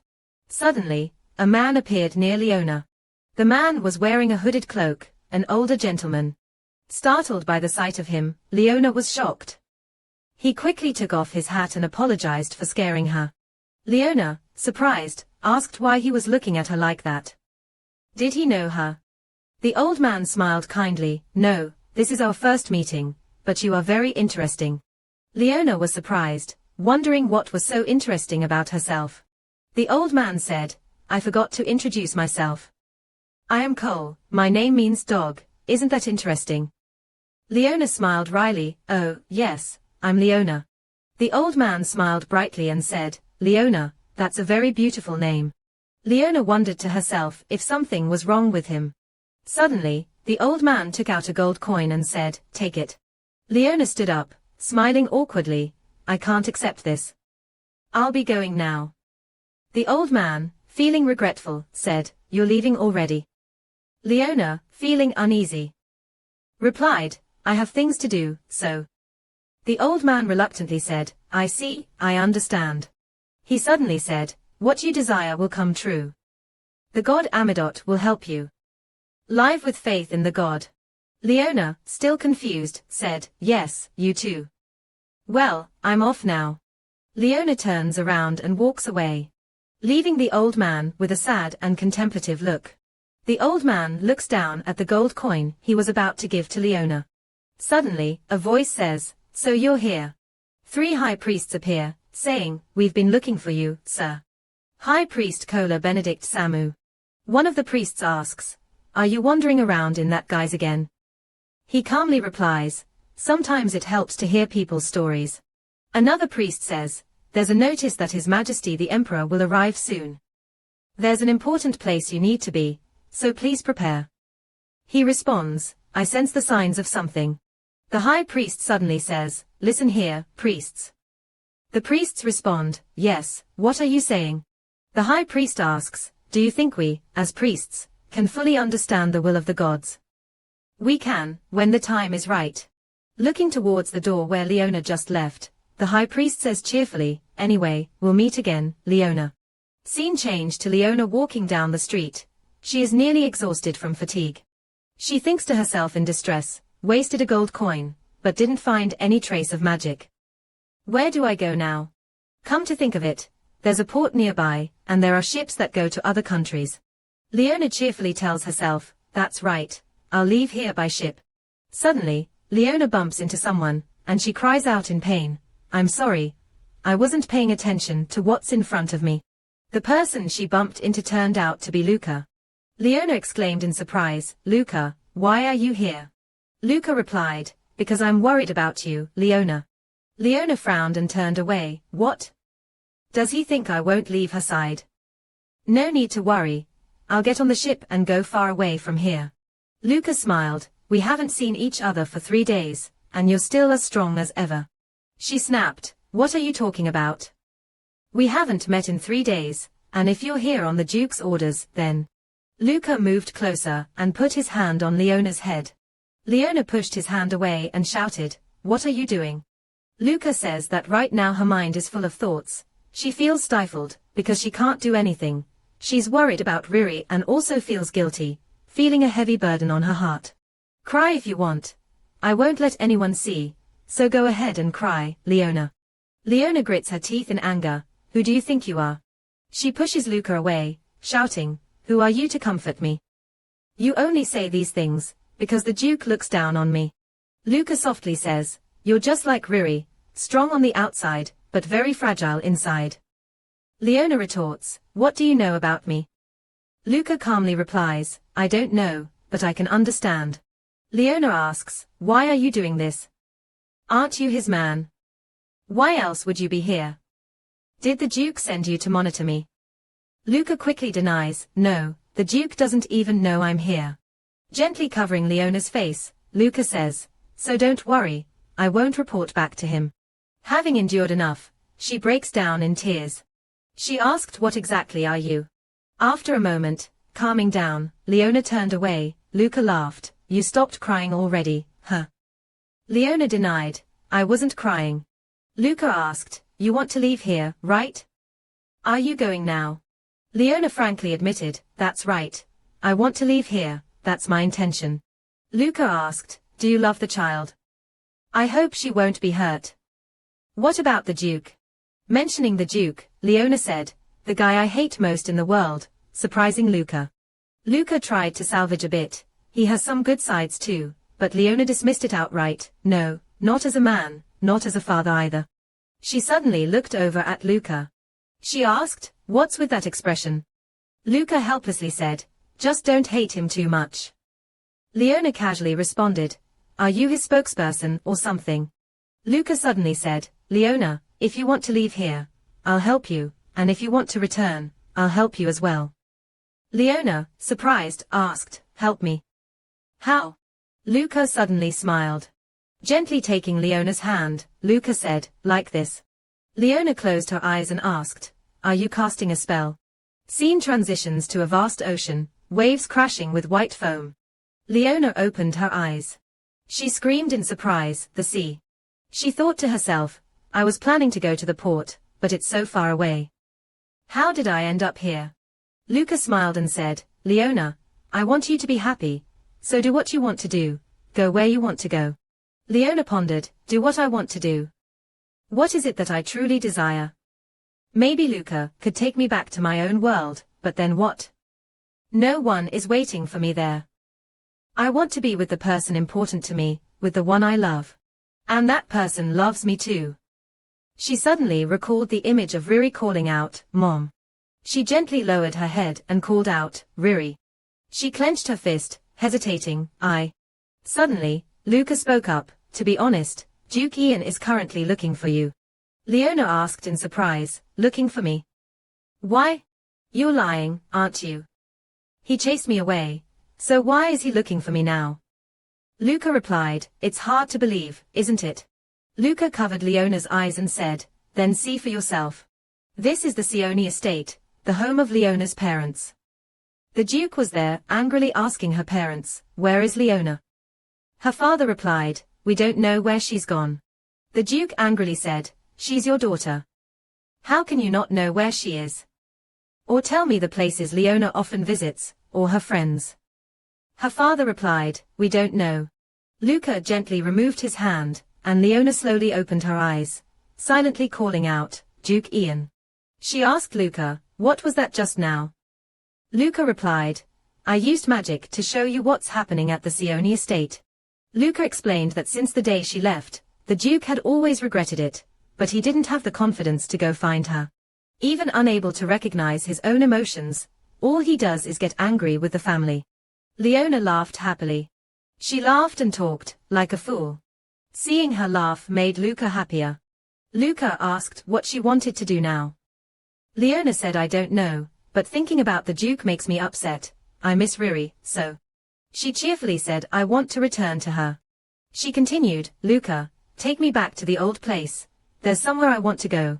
I don't know if I can return myself, but. Holding her hand, Luca said it's okay, even if everyone says no, I will still come for you. Because I miss you too, Leona. Let's meet again at the mansion, I'll be waiting for your return. After saying that, Luca disappeared. Leona returned to the street where Luca had just appeared. Leona silently vowed, yes, I will definitely return.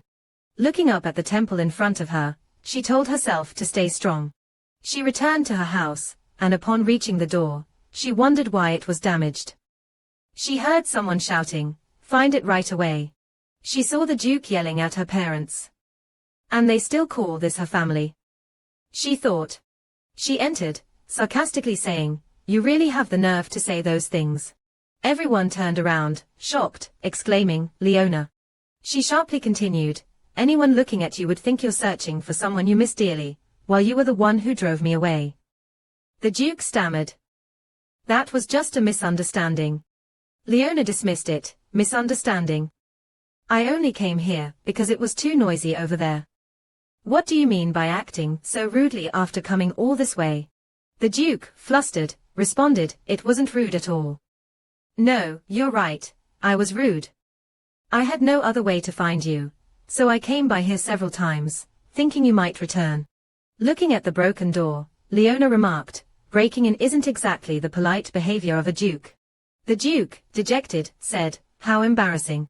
Leona glanced at her parents, seeing only money in their eyes. They signaled to her, he broke down the door, so ask him for compensation. Leona thought to herself in frustration, this family hasn't changed at all. The Duke suddenly said, come back with me. I have so much to tell you. Leona quickly turned away and replied, thanks to whom did I have to walk along the mountain road all night? The Duke was speechless, but Leona walked to the door and said, stop standing there talking nonsense, let's go. If you want to say something, say it while we walk. Suddenly, her father rushed over, grabbed her hand and said, Leona, you have to listen to your father. You can't just leave like that. The Duke has visited us these past few days. And you see how hard we've worked. Don't you think it's better to talk directly with the Duke? Leona said wearily, you're going to ask for compensation for the door again, aren't you? The Duke calmly responded, I will do as Leona wishes. Leona tiredly said, it's been a long time since I've seen my daughter. Is that what you say to her? Shouldn't you ask about her health first? Her father was left speechless. Oh, right, it's been a long time since we've met. Since you seem well, I didn't think to ask. Leona suspiciously asked, is that so? Speaking of the door, the compensation money you received last time for my head injury wasn't enough. You spent all of it already. Leona looked at the expensive outfits and the dazzling jewelry they were wearing. Leona sharply said, I didn't know you spent it all. You seem to be enjoying life quite a bit thanks to your injured daughter. Her mother exclaimed, Leona, how can you talk like that? We only used it because it was important. Yes, everything we did was for our family. Leona angrily told them to watch their words, there's no me in this family. She continued, don't think you can use my name to get more money, stop expecting it. Her mother, disappointed, called out, Leona, what's wrong with you, why have you changed so much? She turned back and replied, of course I had to change, why should I sacrifice my life for this family? That might as well not exist. She went on, from now on, I will live for myself. I am no longer part of your family, don't contact me, leaving them speechless. Suddenly, Leona smirked and said sarcastically, but we haven't been in contact from the start, why should I worry? She turned to leave, saying, stay well, while her mother desperately called after her, Leona, and her father yelled, are you crazy, Leona, stop right there. But she calmly walked away with the Duke. The Duke took her back to the manor, the two riding together on one horse. So tired, Leona closed her eyes, thinking it was quieter now. Seeing her like that, the Duke worriedly asked if she was okay. Leona calmly replied that she was fine, but asked what brought him to her. The Duke confessed that after sending her away, he hadn't had a single day of peace, and Leona thought to herself, serves you right. He continued, you were right. After you left, I followed your last piece of advice and listened to Riri's feelings. When you disappeared, she kept crying, and finally, for the first time, she opened up to me. The scene shifts to a few days earlier, as the Duke recalls when Leona had just left. In Riri's room, the girl threw a toy at the Duke's face, shouting that she didn't want to see him and telling him to go away. Sitting down gently, the Duke said, Riri, she left because she wanted what's best for you. The girl, saddened, asked, what's best for Riri? The Duke replied, yes, you won't be sick anymore. Riri clenched her fists and said, but it's so strange. The Duke worriedly asked what was wrong, and the little girl replied that without her mother by her side, she felt even more pain. The little girl burst into tears, asking why it had to be this way, father. Hastily hugging his daughter, the Duke could only say, Riri. The little girl, still crying, said, you don't know anything, father. I've never once celebrated my birthday with you, not even once. In books, they say a birthday is a happy day, but I'm always alone. You've never said you love me, or that I'm good at anything, not even once. The Duke could only say, I'm sorry, Riri. The little girl continued, I'd rather play with mother than receive gifts from you. So now I feel so sad, father. The Duke understood, saying, father will bring her back to you, Riri. Scene transitions back to the present. The two are riding horses through the mountains, and the Duke expresses, I feel as though the tangled thread has been unraveled and realized how foolish I've been. Because of that, my heart is no longer burdened. I assumed we would be fine without you, driven by my arrogance, which led me to make such a foolish mistake. It's all my fault. Fearing I would lose my daughter, I wronged you. It's okay if you don't forgive me.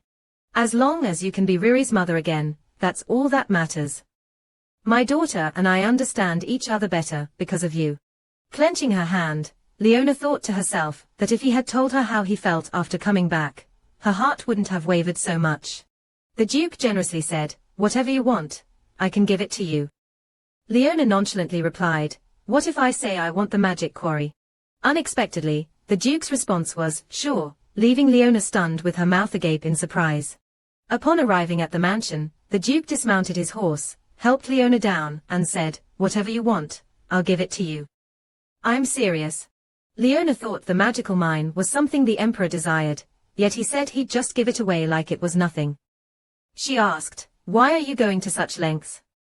Don't you have a fiancé? She's probably Riri's mother by now, right?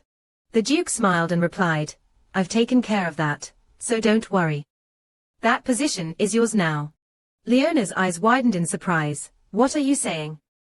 The Duke extended his hand, come with me. He gently said, you can hate me, but please be the mother of my child. Leona frowned and replied, even if I die, I won't forgive you. To me, you're the worst. As she dismounted the horse, she said, I'm doing this only for my beloved daughter. The Duke smiled, thank you very much. Leona was certain about what she truly wanted. It wasn't to stay in another world, nor to return to the modern era. She only wanted to be with Riri. She ran to find Riri, wondering if her return would make the little girl happy. If not, would she be angry that Leona was here? It's okay if she's angry, I'll hold her close. I need to apologize to her for many days. No matter what Riri says, I'll accept it all. Because I'm Riri's mother. She opened the door and softly called out, Riri. Seeing her, the nanny and the maid exclaimed in surprise, Madam. They rushed over, overwhelmed with joy. Oh my goodness, Madam, where have you been? We've been waiting for you. Leona smiled and said, I'm sorry, but how is Riri? Hearing this, the nanny hesitated and glanced behind her. About that. Riri was hiding behind the chair, hugging her ugly rabbit. Leona gently approached and said, Riri, Mommy's home. But Riri remained silent. She gave a bitter smile, thinking the little girl was really mad at her. Suddenly, the girl said Riri doesn't have a mother. This shocked Leona, and she quickly said, I'm sorry. I'm truly sorry, Riri, Mommy was wrong. But Riri still shouted that she doesn't have a mother, go away. Leona patiently said, it's natural for Riri to be angry with mommy, so I won't go anywhere until Riri wants to see mommy again. She gently told the nurse and the maid, everyone, please leave, I want to be alone with her. They replied, yes, I understand. Riri shouted again, I said go away. I don't want to see mommy. Picking up a stuffed bunny, Leona cheerfully said, I'm not mommy, I'm Bunny, Bunny here, Bunny and mommy will wait until Riri feels comfortable. Riri suddenly burst into tears. Leona gently said the bunny wouldn't cry like that, and Riri responded that it was silly. Leona felt sad, thinking that Riri's tantrum was breaking her heart, but indeed, compared to the time living alone, she felt happier being with Riri. The little girl continued, saying that her father was the same, because he drove her mother away. He said it was his first time being a father, so he didn't know what to do. Then he apologized to her, saying he would find her mother no matter what, so Riri waited. Leona called out in distress, Riri. Riri cried and said, but thinking about not knowing whether mom will come back makes me very sad. I got a fever and cough too. I kept dreaming that mom wouldn't come back. No matter how much I called for her. But mom didn't even look back, and left me all alone. Leona said sorrowfully, from now on, mom will definitely never leave you again, but the little girl didn't believe her, saying, you're lying. Leona patiently said, mom is telling the truth, I promise. I'll always be by your side until you trust me. Riri put down the teddy bear and said, you're silly, mom, you're so silly, you don't listen to me, you're stubborn, and now you come back and say I'm beautiful or something. Leona smiled, wiping Riri's tears, thinking, even so, you still call me mom. She said, I missed you so much. Just a few days and my Riri has already lost weight. Riri shouted, whose fault is that? Leona hurriedly hugged Riri tightly, I'm sorry, it's all my fault. From now on, we'll eat lots of delicious food and live together, okay? We'll enjoy our meals. Play together and stay healthy, all right? In her mother's arms, Riri responded, whatever, just like that. The little girl smiled happily. Nighttime. Leona is sitting and taking care of Riri, who is sleeping, when a voice says, is the little girl asleep? It turns out it's the Duke. Leona replies, yes. Riri is sleeping very well. Looking at Riri, the Duke affectionately says, it's been a while since she slept so peacefully. Leona suddenly responds, you should say that when she wakes up. You should directly say those words to her. The Duke, surprised, replies, I'll do that of course, to Riri and to you as well. Leona angrily says, no need, I refuse. She silently thinks, saying that to me will only cause more trouble. She angrily turns away, and the Duke has to make peace, all right, I understand. Looking at Leona, the Duke gently asked if we could have a little talk. The two moved to another room. After sitting down, Leona asked, so, what do you want to talk to me about? The Duke replied, I mentioned before that the position of Riri's mother is yours. Do you remember? Leona answered, yes, I remember. The Duke continued, actually, a few days ago, the engagement between me and Avilda was annulled, and I've also informed the Avilda family about this, which surprised Leona. She asked, what? Why so suddenly? The Duke responded, from the start, I used this marriage to investigate the black market. Leona, surprised, asked again, the black market. The Duke asked, do you know anything about the Avilda family? Leona replied, no, I don't. Illegal transactions are taking place in the black market. This place specializes in selling and trading unauthorized, unidentified drugs, often used in criminal activities. The family behind running the black market, and profiting from it is the Avilda clan. Since it's illegal business, I'm concerned it might hinder the transactions of the merchants out there, so I need to investigate them and protect the people in the area. By chance, when we arrested the wet nurse earlier, she dropped a vial of medicine, the very medicine she tricked Riri into taking, which made the girl's condition worse. When I looked into the origin of this medicine, it turned out it came from the black market. While we were investigating the person who made it, we discovered that both the person and related items had disappeared. It seems like someone is trying to obstruct our investigation.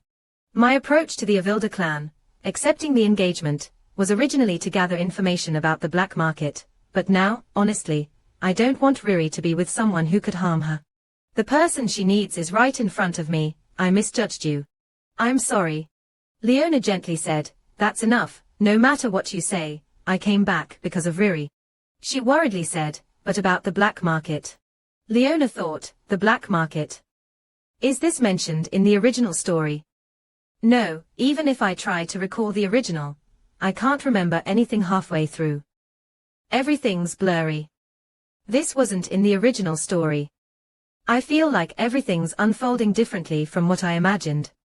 There's no other way but to reason it out. Scene transitions to Duke Avilda's house. The Duke angrily shouted, damn it.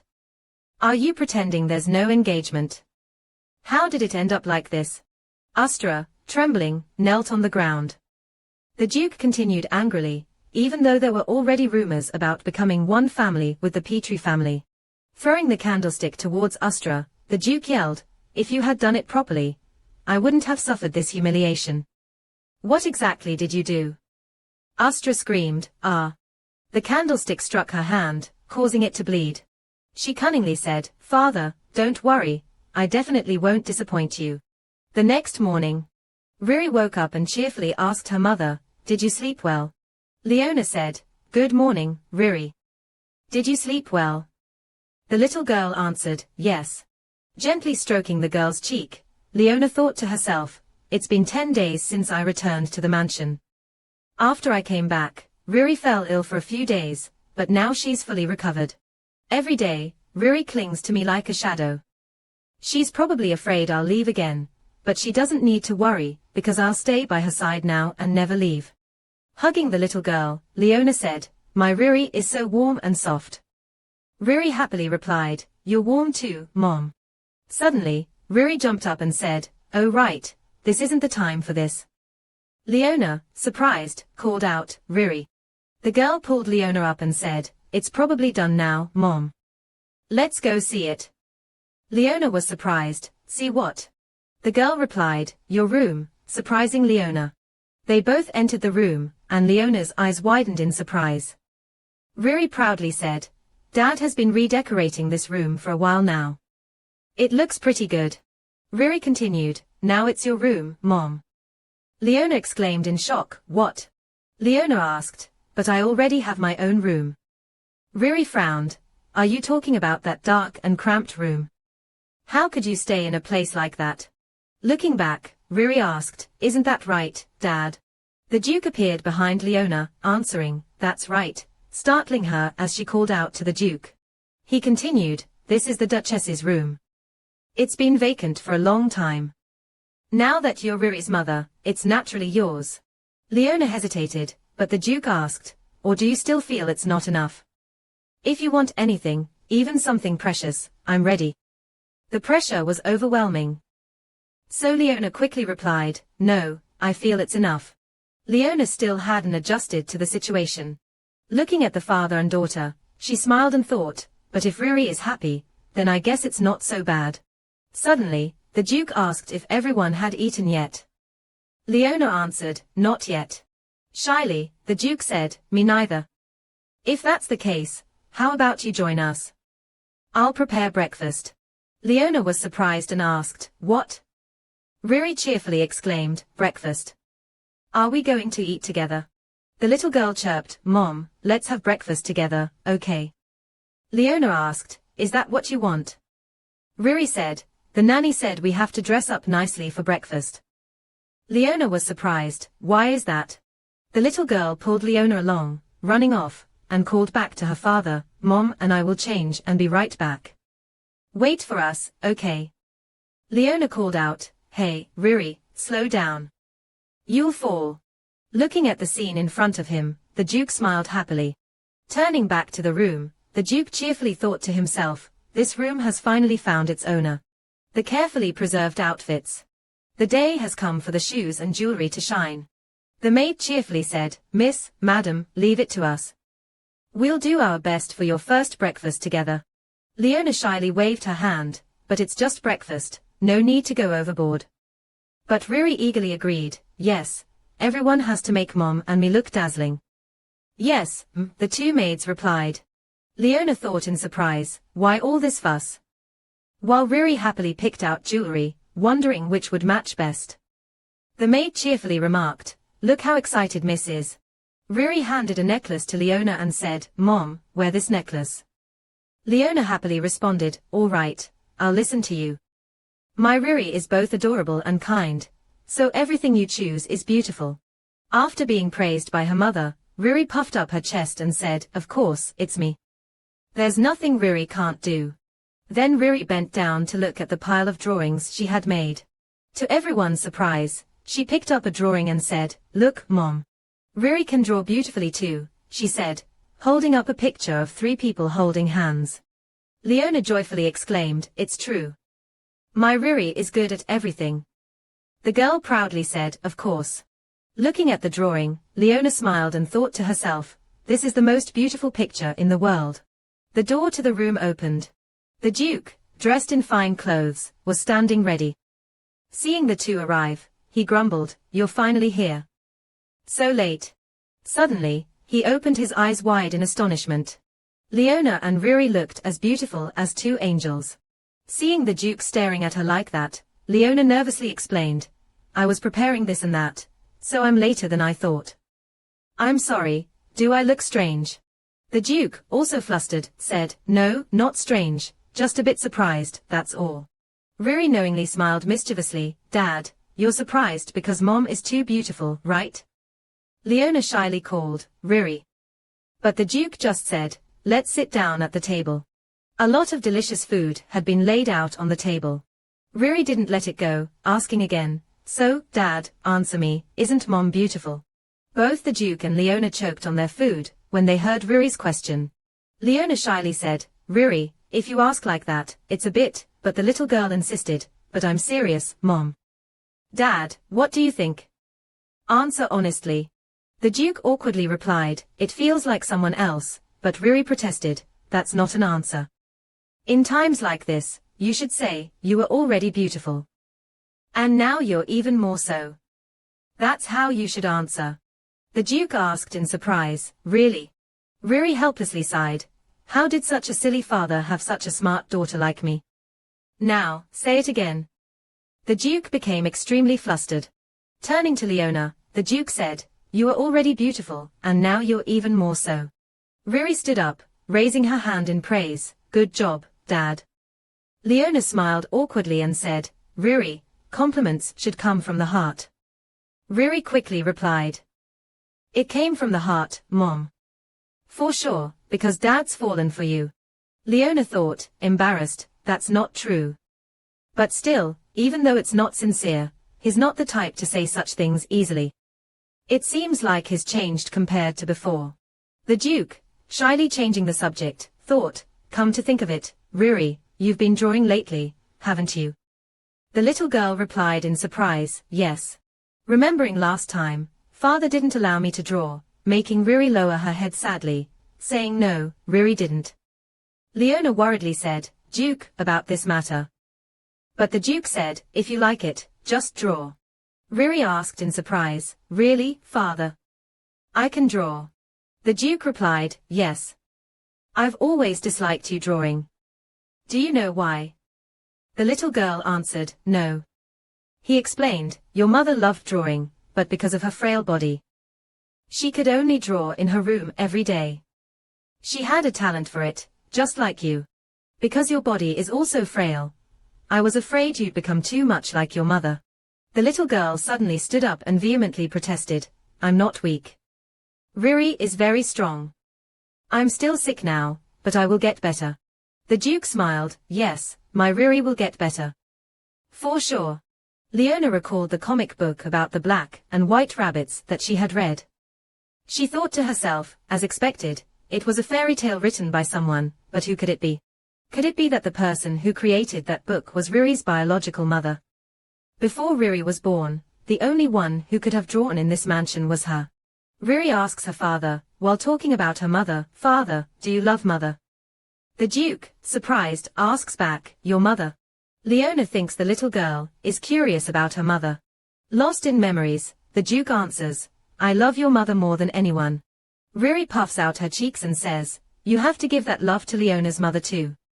Do you understand? I'm serious. It's a pity mother is with you, but I still want a happy family forever. The Duke, surprised, asks back, a pity. Riri, sounding like a little old lady, says of course. Mother is as beautiful and adorable as a rabbit. And you're only good looking, but your personality is terrible. Oh, but you're rich too. Leona, admiring, says, Riri, you think that deeply. The Duke's head is about to explode and he can't say a word. Leona quickly hugs the little girl, saying, in mother's eyes, Riri is as cute as a rabbit. The little girl, delighted, says of course. Now eat, Mom, and stop talking. The little girl feeds her mother, saying, Mom, say ah. Seeing this happy scene, the Duke smiles. The Duke said, after we finish eating, let's go to the garden you like and have some tea. Riri asked, the rose garden. Not believing her ears, Riri asked again, really? Are we really going there? The Duke smiled and said, I give you permission. I can't keep forbidding you forever. Riri cheerfully exclaimed, you're serious, right, father? You won't be angry with me anymore. Leona curiously asked, what kind of place is it that you didn't allow her to go there? The Duke quietly answered, it's a place that holds memories of Riri's mother. Leona said in surprise, you've been mentioning her a lot today. The Duke smiled, in the past.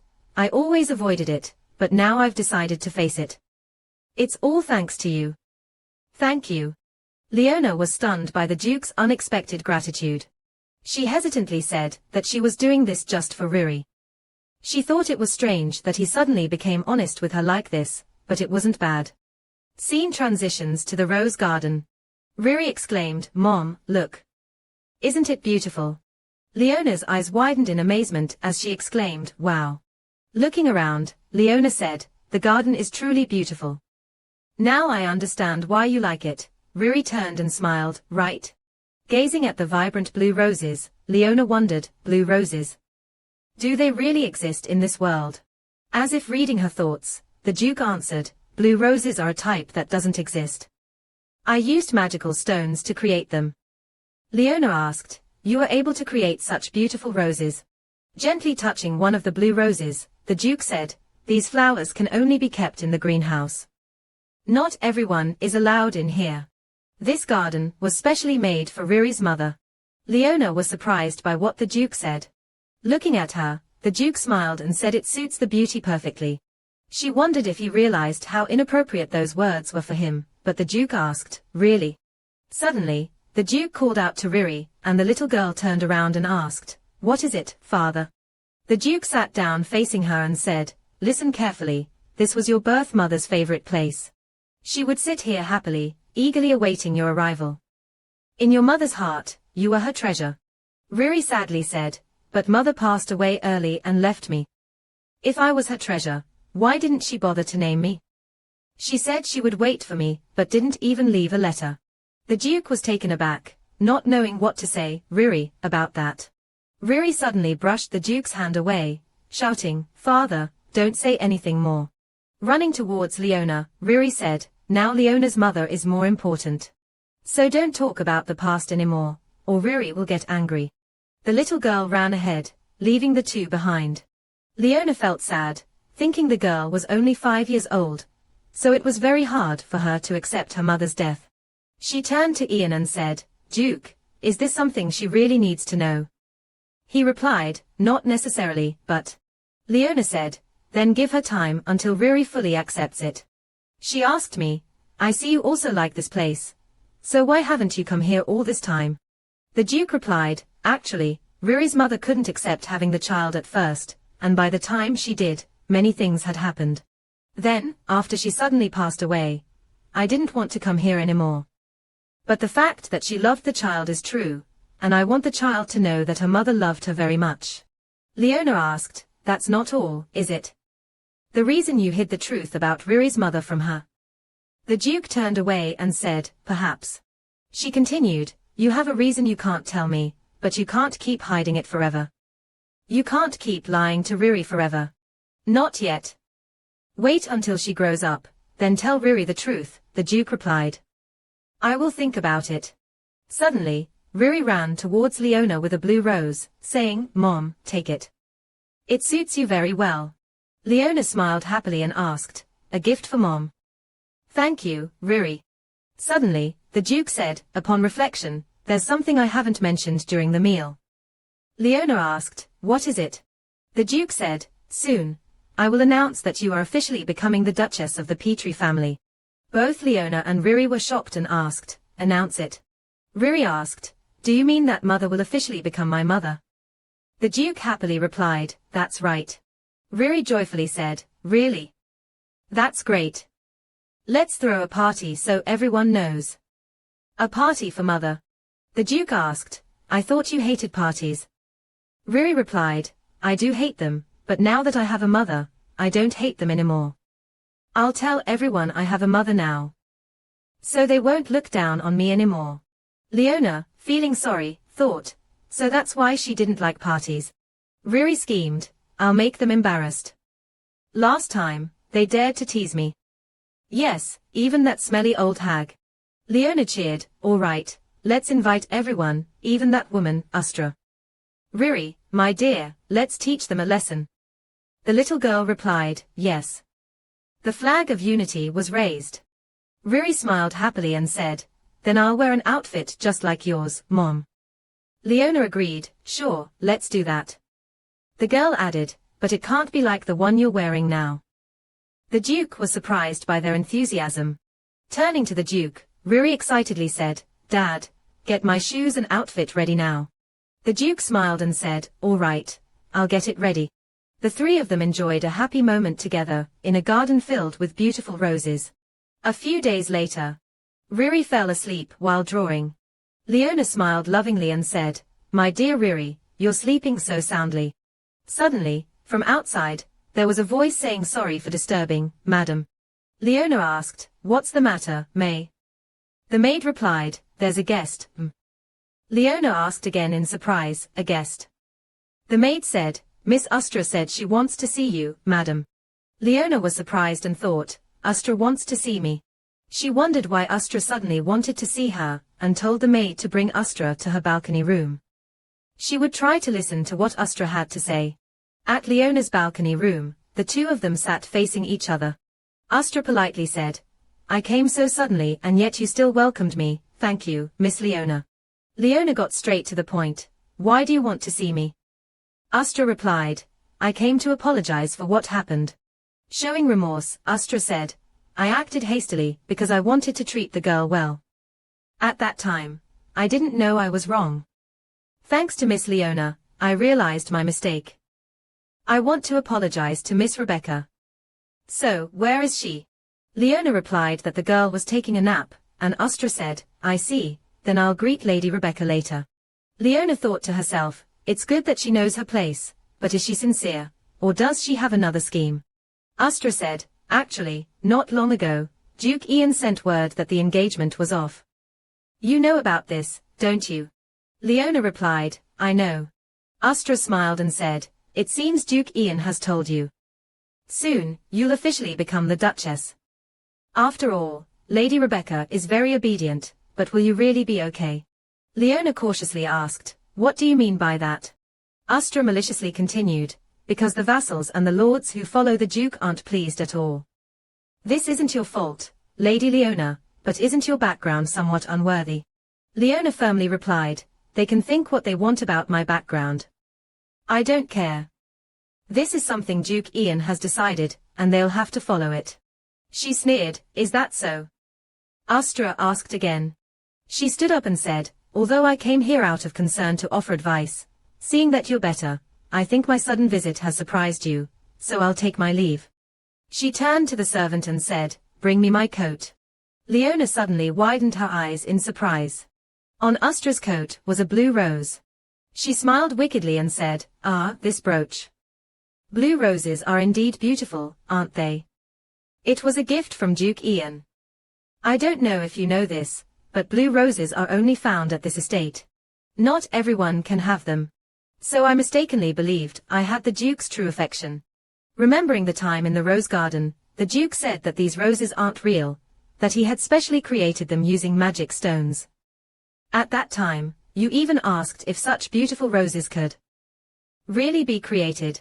These flowers can only be grown in a greenhouse, not everyone can easily enter this place. The Duke also said that this type of flower is only for beautiful people. Leona sadly thought to herself that he had indeed said that. Astra whispered to herself, what gift? It took me so much effort to find it, but outwardly she maliciously said, oh my, what's wrong, miss? Could it be that you're upset because of this brooch? She deceitfully pretended to care, asking, are you okay, Miss Leona? Leaning close to Leona's ear, she wickedly continued, doesn't Lady Rebecca treat you like her own mother? That's why the Duke made you the Duchess. Why would he drive you away? Leona, surprised, asked, what? Suddenly, the nursemaid appeared behind the door. The nurse hesitantly apologized for interrupting, my lady, do you have a moment? Lady Riri woke up, and has been looking for you. Atra feigned cheerfulness and exclaimed, oh dear, if that's the case, I must hurry back then. She continued, it was a pleasure talking to you, Lady Leona. Let's meet again another time. She smiled deceitfully. She turned and left, leaving Leona standing still, overwhelmed by her thoughts. The nurse, noticing, asked, my lady, are you all right? You don't look well. Did that woman say something unpleasant to you again? Snapping out of it, Leona replied, no, I'm fine. More importantly, how is Riri? The nurse responded, Lady Riri thought you had disappeared again, and is crying loudly. I told her you were attending to a guest, but she didn't believe me and kept running off to find you. Leona replied, I see, let's return quickly. She recalled what the Duke had said, you can hate me, but please, become a mother to my child. I will quickly announce to everyone that you are officially the Duchess of the Petrie family. Just now, Atra said didn't Lady Rebecca treat you like her own mother? That's why the Duke made you the Duchess. There's no way he would send you away. Leona sadly thought, as expected, Ian chose me to be the Duchess out of responsibility towards Riri. The next morning. So many beautiful and splendid clothes. Riri exclaimed, Mom, what should we wear to the party? Which one suits us best? Leona smiled and replied, all of these are for you to choose, Riri. No matter what I wear, I'll look beautiful. She suddenly thought, but if I didn't have to wear a corset, it would be great, because wearing one makes it hard to breathe. The nanny suddenly turned to her and said, my lady, don't worry, none of the dresses here have corsets. Leona was surprised and asked, really? The nanny continued while picking out dresses, Luca was also there, and he even gave me advice that my lady would prefer these kinds of things. Luca said, how about this style? I think it suits you very well, Lady Leona. It's also very comfortable to wear. Riri then replied, good, let's take it. Leona smiled and said, Luca is so thoughtful. Suddenly, Riri ran over holding some necklaces and called out, Mom, I think these match you very well. Why don't you try them all on? Leona gently smiled and said, really? Should I try them as you said? Riri continued, because you have to look really radiant at the party. So this one suits you, and so does that one. By evening, Leona exclaimed, oh my goodness, I'm exhausted. Remembering earlier, Riri had dragged her along, Mom, next is that one. Try it on. She painfully asked, again. We've already tried on 10 outfits. The preparation for the party is no joke. My body is aching all over. Looking over at Riri, who was sound asleep, she thought to herself, even so, today was really fun. Looking at the clock, she thought she couldn't sleep, so she decided to take a walk. In the garden at night. Leona was walking when suddenly someone asked, can't you sleep? Surprised, she said, Luca. The person who had just appeared was Luca. Luca smiled and said, I'm very happy to see you at the mansion again. Leona replied, I promised I'd see you again, didn't I?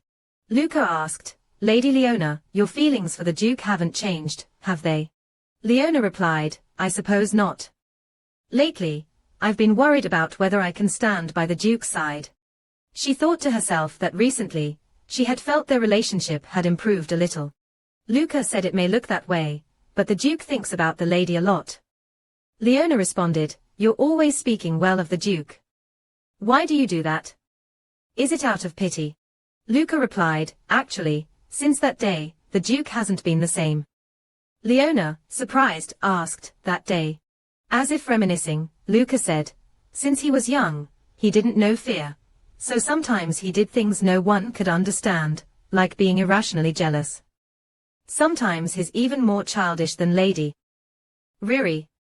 I don't know how the Duke appears in your eyes, Lady Leona, but still, I feel like you're the only one who can change him, Lady Leona. Scene change, in the Duke's room, he is sound asleep. He is dreaming, and he utters, no, don't go. In the dream, the Duke is still a boy. The Duke's father says, Ian, remember, you must never fall. The family is only left with you. Don't hand it over to. Then the father turns and walks away. Ian, terrified, calls out, Father, Mother, don't go, please, don't leave me. Ian reached out, but his parents gradually disappeared.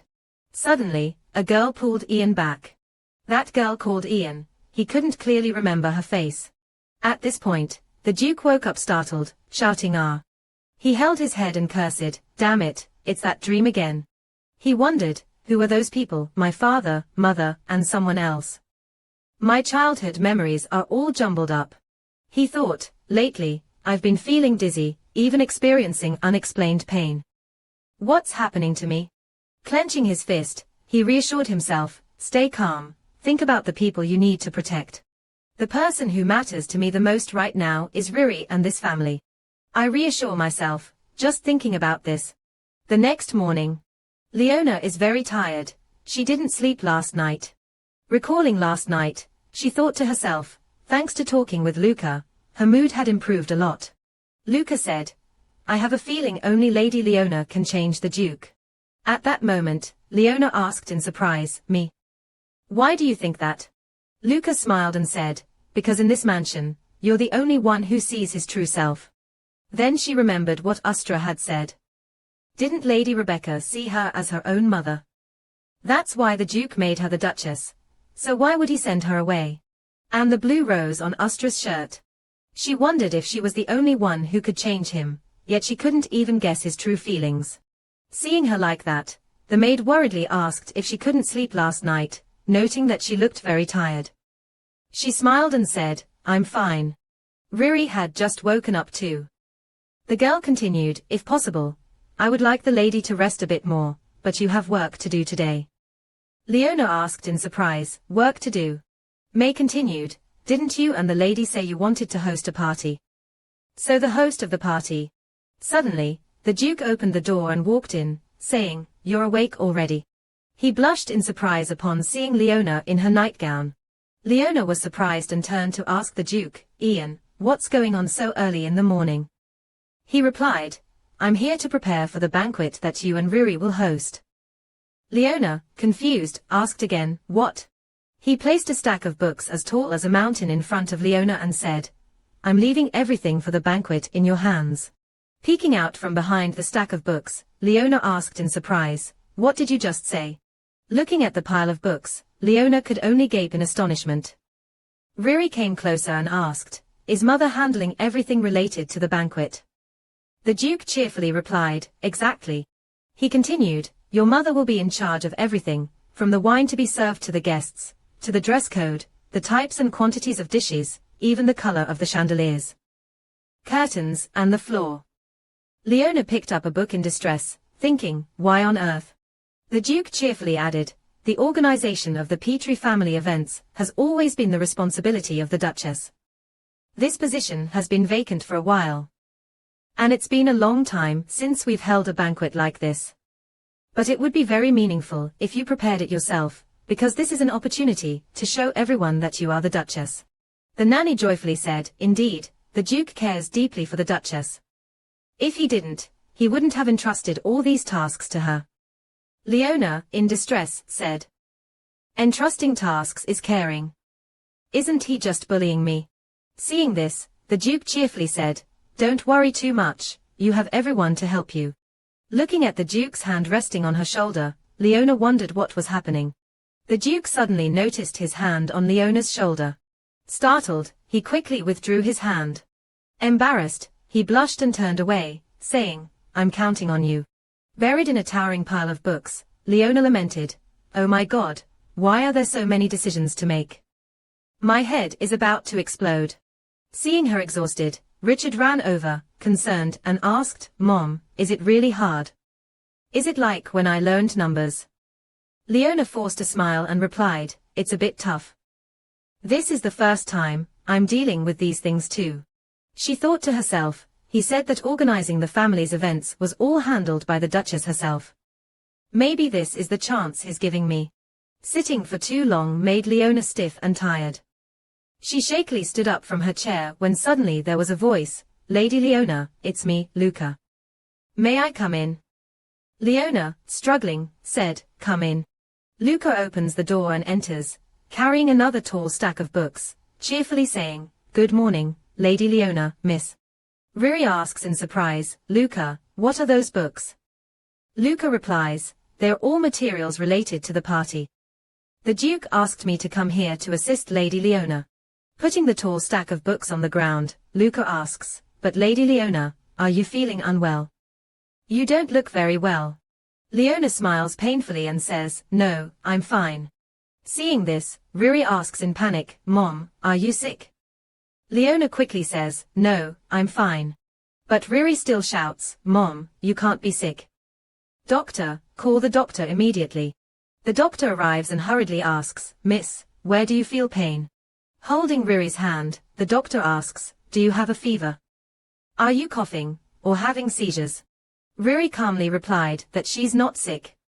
The doctor, surprised, asked again, "What?" Pointing towards Leona, Riri said, "It's not me, it's Mom. She's the one who's sick." Leona was sitting on the bed at that time. The doctor, surprised, said, "I was urgently called here because someone was ill, so I thought it was the young lady." Turning to Leona, the doctor asked, "Madam, where do you feel pain?" Riri anxiously urged, "Doctor, hurry up. Hurry." Luca replied, "Madam's face is pale. I think she might be feeling dizzy." Leona answered, "I'm fine, really."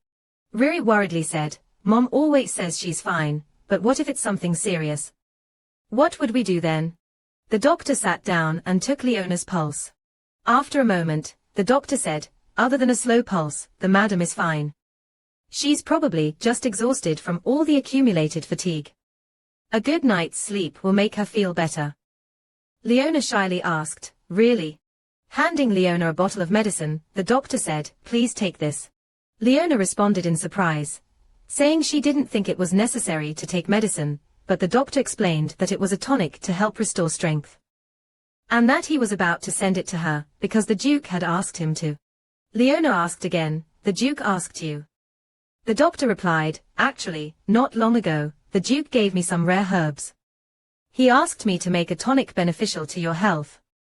So that bottle is one of the medicines I made. The rest will be sent to you later." Leona was suspicious, thinking, "For me? Could it be poison?" Riri smiled smugly, saying, "Finally, Father has come to his senses, knowing how to take care of Mother properly now." Leona smiled wryly, asking, "Really?" Looking at the doctor, Luca asked, "And what about the lady's illness? You still haven't found a solution?" The doctor replied nervously, "Yes, the lady's condition is very difficult to diagnose. However, I've noticed that she has improved recently, even without taking any special medication. It's really strange," the doctor continued, while Riri thought in surprise, "Improved." The doctor added, "This is just my speculation, but somehow, Lady Leona seems to have cured her." Leona was surprised by what the doctor said. After the examination, the doctor stood up and said, "Well then, I shall take my leave." Looking at the doctor, Leona smiled softly, she was feeling better now. She recalled what the doctor had just said, Miss Riri's condition tends to worsen when she feels excited or anxious, but recently, since she has been spending time with Lady Leona, her seizures have decreased, and her health has stabilized. Lady Leona plays a very important role in Miss Riri's treatment. Hearing this, Riri asked in surprise, "Doctor, are you saying that my mother is like medicine to me?" Leona smiled brightly, "No, dear, the doctor means that the key to your recovery seems to lie in stabilizing your emotions." Riri asked again in surprise, stabilizing my emotions. Leona replied, that's right, as long as you're happy, your illness will heal faster. The little girl exclaimed, really? Standing nearby all this time, Luca suddenly spoke up. I don't think it's that simple, but one thing's for sure, Miss Ruri's condition has improved since Lady Leona returned. Who knows, thanks to Lady Leona, we might find the key to curing Miss Ruri's chronic illness. Hearing this, Leona joyfully asked, really? She eagerly said, it seems like hearing the news that your illness can be cured has made me feel completely better now. Ruri exclaimed, Mother, really? Since I've said it. You must also be cheerful, Luca said, me too, let's be happy. Leona thought to herself, it's a relief that it's good news. If things keep going like this and she recovers completely, that would be wonderful. Getting out of bed. She said, all right, let's get back to work. Ruri protested, no, you can't. You need more rest. Leona smiled, I took some medicine, so I'm feeling much better now, dear. Suddenly, Luca placed his hand on Leona's shoulder and said, Madam, I also want you to rest well, but the day of the party is approaching, so you might need to handle some things first. I'll show you a few names, you can choose one. You can even make your choice while lying down. Ruri exclaimed, oh Luca, that sounds perfect. Leona was surprised. She suddenly burst out laughing joyfully. She said, all right, I'll leave it to you, Luca. Everyone is eagerly working. Time flies like the wind, it's already the day of the party. Early in the morning, the maid and the nanny enter and say, good morning, madam. Leona and Ruri are still not awake. Seeing Leona already up, everyone happily says, you're awake. It's finally the day of the party. Leona, surprised, asks the nanny, really?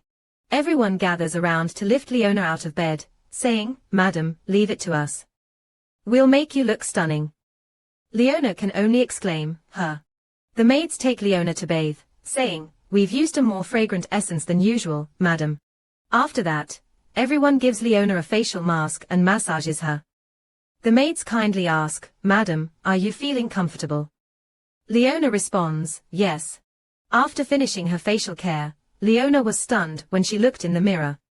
She exclaimed, wow. Leona turned around and asked, almost forgetting, where's Ruri? I answered, madam, don't worry. The nanny has gone to wake her up. Just as she said that, Leona heard Ruri shouting, I don't like it. I said no. Leona quickly stood up and called out, Ruri. Ruri suddenly burst through the door, crying and calling out loudly, Mom. Leona anxiously asked, Ruri, what's wrong?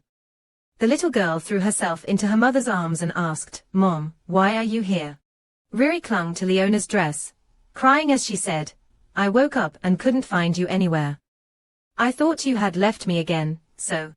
Leona, heartbroken, realized that Ruri was afraid she had left. The child's emotions were still unstable. She thought, I've been too careless. She bent down and gently said, Ruri, I'm sorry. It's my fault. She picked up Ruri, and the little girl said, Mom, don't go. Without you, I don't even like parties anymore. She gently reassured her, all right, Mom won't go anywhere.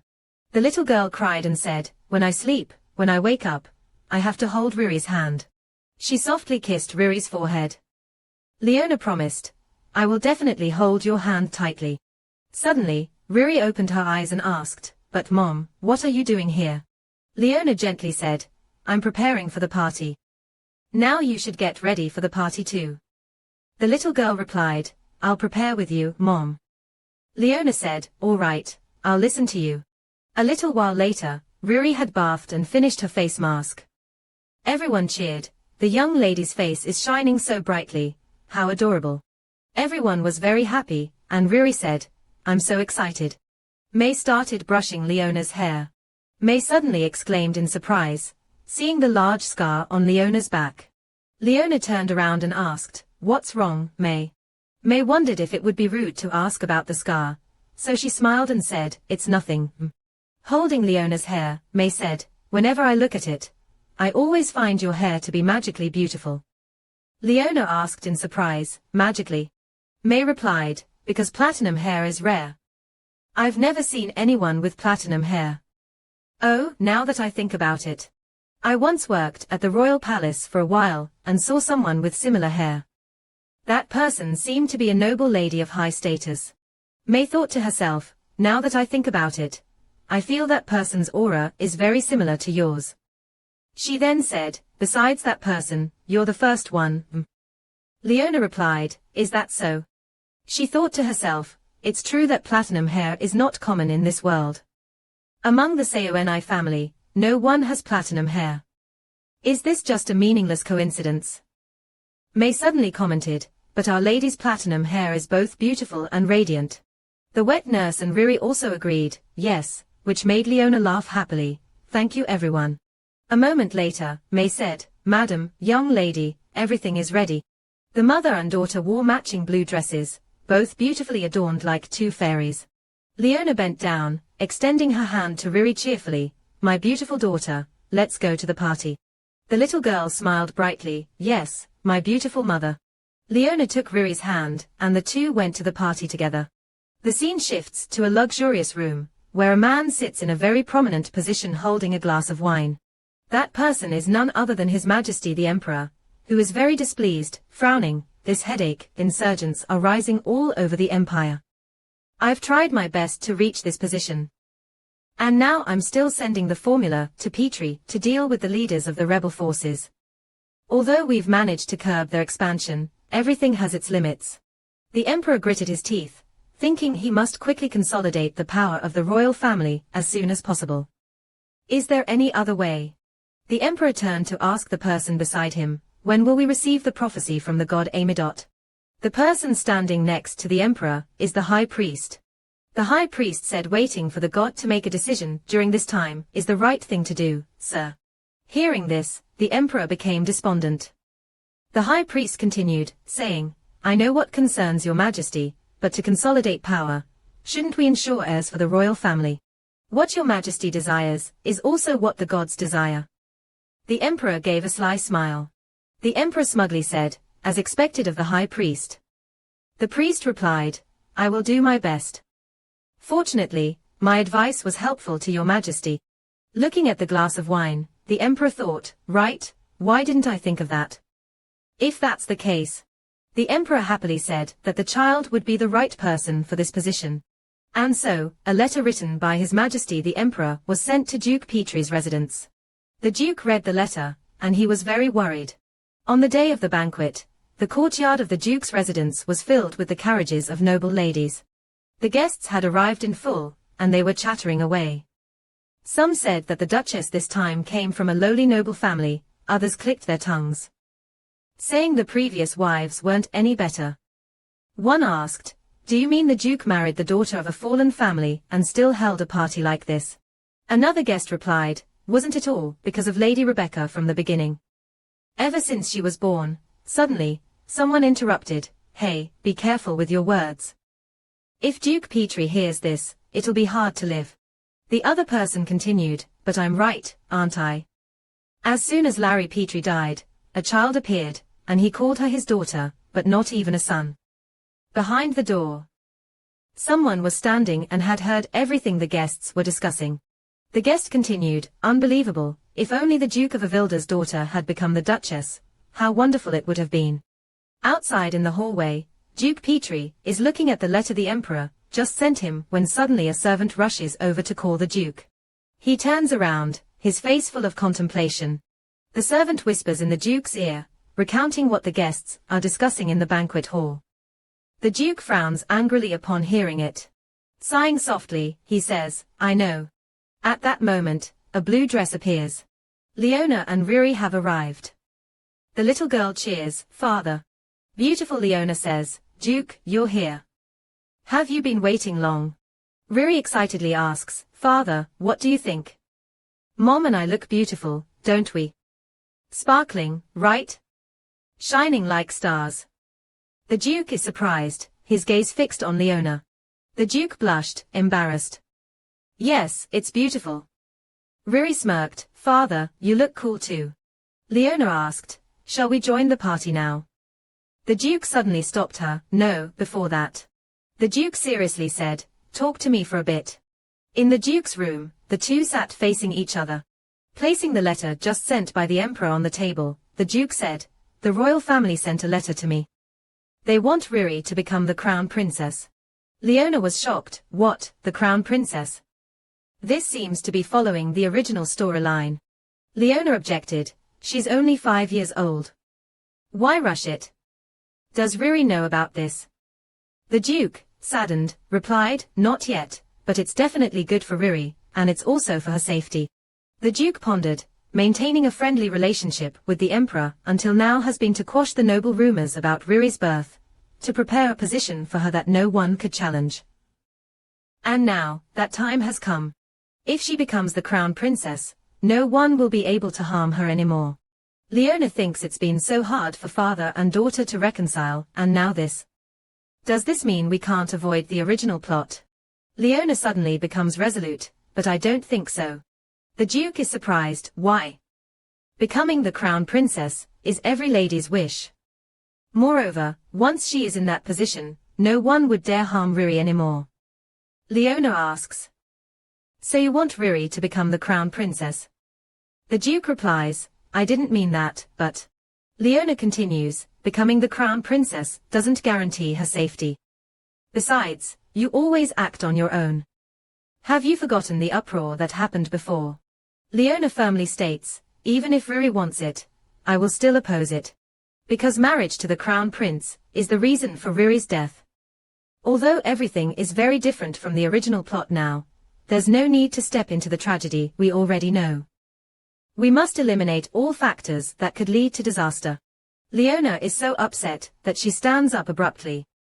The Duke, surprised, thinks, "Honestly, I thought she would agree, but I didn't expect such strong opposition." Thinking for a moment, the Duke stood up. "All right, I understand. There must be a reason why you didn't agree to this. I will think about it more." Leona sighed in relief. "Phew, what a load off my mind. At least we both agree that Riri's happiness is the most important thing." She said, "All right." Suddenly, there was a call from outside the door. "Your Grace, the lords and vassals wish to greet you." The Duke replied, "All right, let them in." The guests entered the room, bowed with their hands over their chests, and said, "It is an honor to meet you, Duke Ian Petrie." The Duke said, "You must all already know why I've called you here." He gestured toward Leona, introducing, "This is Leona Petrie, who will become my Duchess." Leona bowed in greeting. "It's a pleasure to meet you all. I am Leona." The guests feigned surprise. "So that's how it is. It's truly an honor to meet the madam." One guest said it's just that the Duke had never introduced his wife, so we were quite surprised.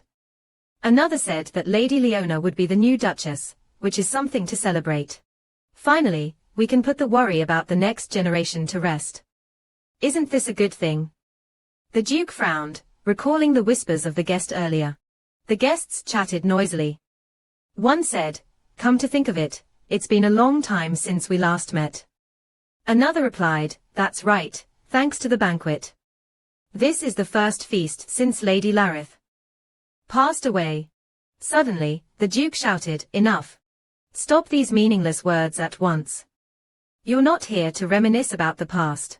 Leona muttered, "Larith Petrie, she must be Riri's biological mother, the one who left this world." The guest responded calmly, "Since it's been a long time since we've had a chance to meet, I inadvertently brought up these matters. Please, Duke, calm your anger." Looking at Leona with a sneer, he said, "However, I wonder which family the Duchess hails from. I heard she comes from the Avilda family, but it seems I was mistaken." Those words made Leona uneasy, stammering, "I." The Duke suddenly said, "Does that even matter?"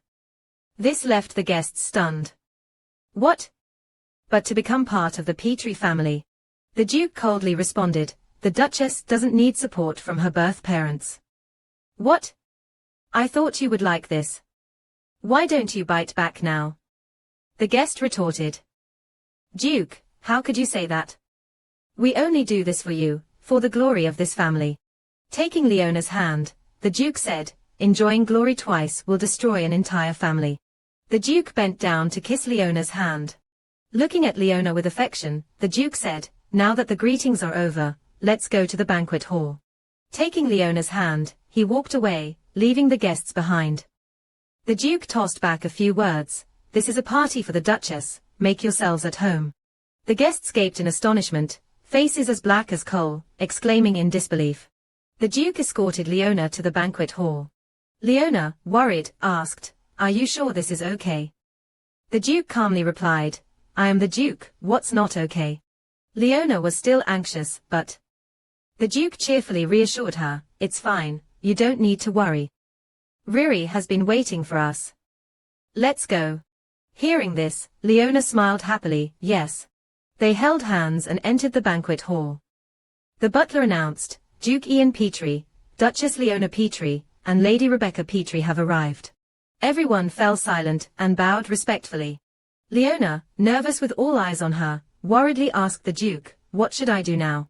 "Duke, you don't need to do anything. Just be yourself as usual, aren't you always confident?" Leona was at a loss for words, only able to say her, while Riri tugged at her, "Mom, smile." Raising one hand, the Duke declared, "Today's banquet is held to officially announce that Leona Petrie will be the Duchess of the Petrie family. Everyone, please enjoy the party." Leona tried to smile. She was very nervous and silently told herself, "Be confident, me." In the banquet hall, with the soft sound of music playing, the Duke happily conversed with everyone. Watching from a distance, Leona thought, as expected of the Duke, his demeanor when talking with the nobility is so natural. I must behave like him in the future. Leona sighed anxiously, can I really do well? Riri tugged at her, "Mom, you've greeted everyone, let's go dance, Mom." She smiled brightly, "That's right. How about we two go dance, mother and daughter?" As they descended to the hall, everyone surrounded Leona, greeting her as the Duchess, taking her by surprise. Someone said they finally had the chance to talk to both of them, the new Duchess, and Lady Rebecca. Leona began to sweat anxiously. The person continued, saying even though the Duchess came from a fallen family, so what? The Duke still cares deeply for the Duchess, which is why this banquet was organized. Right? Everyone agreed, yes, it's my first time meeting Lady Rebecca too. I've been very curious all this time, but never had the chance. Riri hid behind Leona in fear. The woman sneered, "No matter how you're born, a lady is still a lady, you must have the qualities befitting your status as a lady, hiding like that won't do." Hiding behind Leona, Riri looked fearfully at those around her. "They are like ghosts mocking us." Seeing that, Leona sharply retorts, "What are you doing?" The guests quickly make excuses, "We didn't do anything, just greeting the Duchess and the young lady." Leona firmly responds, "Greeting. So this is how you nobles greet someone." She coldly continues, "You dare to comment on the young lady's birth in front of the Duchess. I didn't expect you to belittle Lady Petrie's lineage, the legitimate heir of the Duke. Who exactly lacks the qualities of a noble here?" The guest angrily retorts, "What did you say?" But Leona, unafraid, continues, "The Duke has already said that anyone who dares to speak carelessly about me, Riri, and the Duke's family will be severely punished." She confidently adds, "Let's see, what did he say again?" "Oh right, something about cutting off tongues." The guest is tongue-tied, sweating and stammering, "Well." Leona pretends to call out, "Duke Ian, you should come over here directly with us."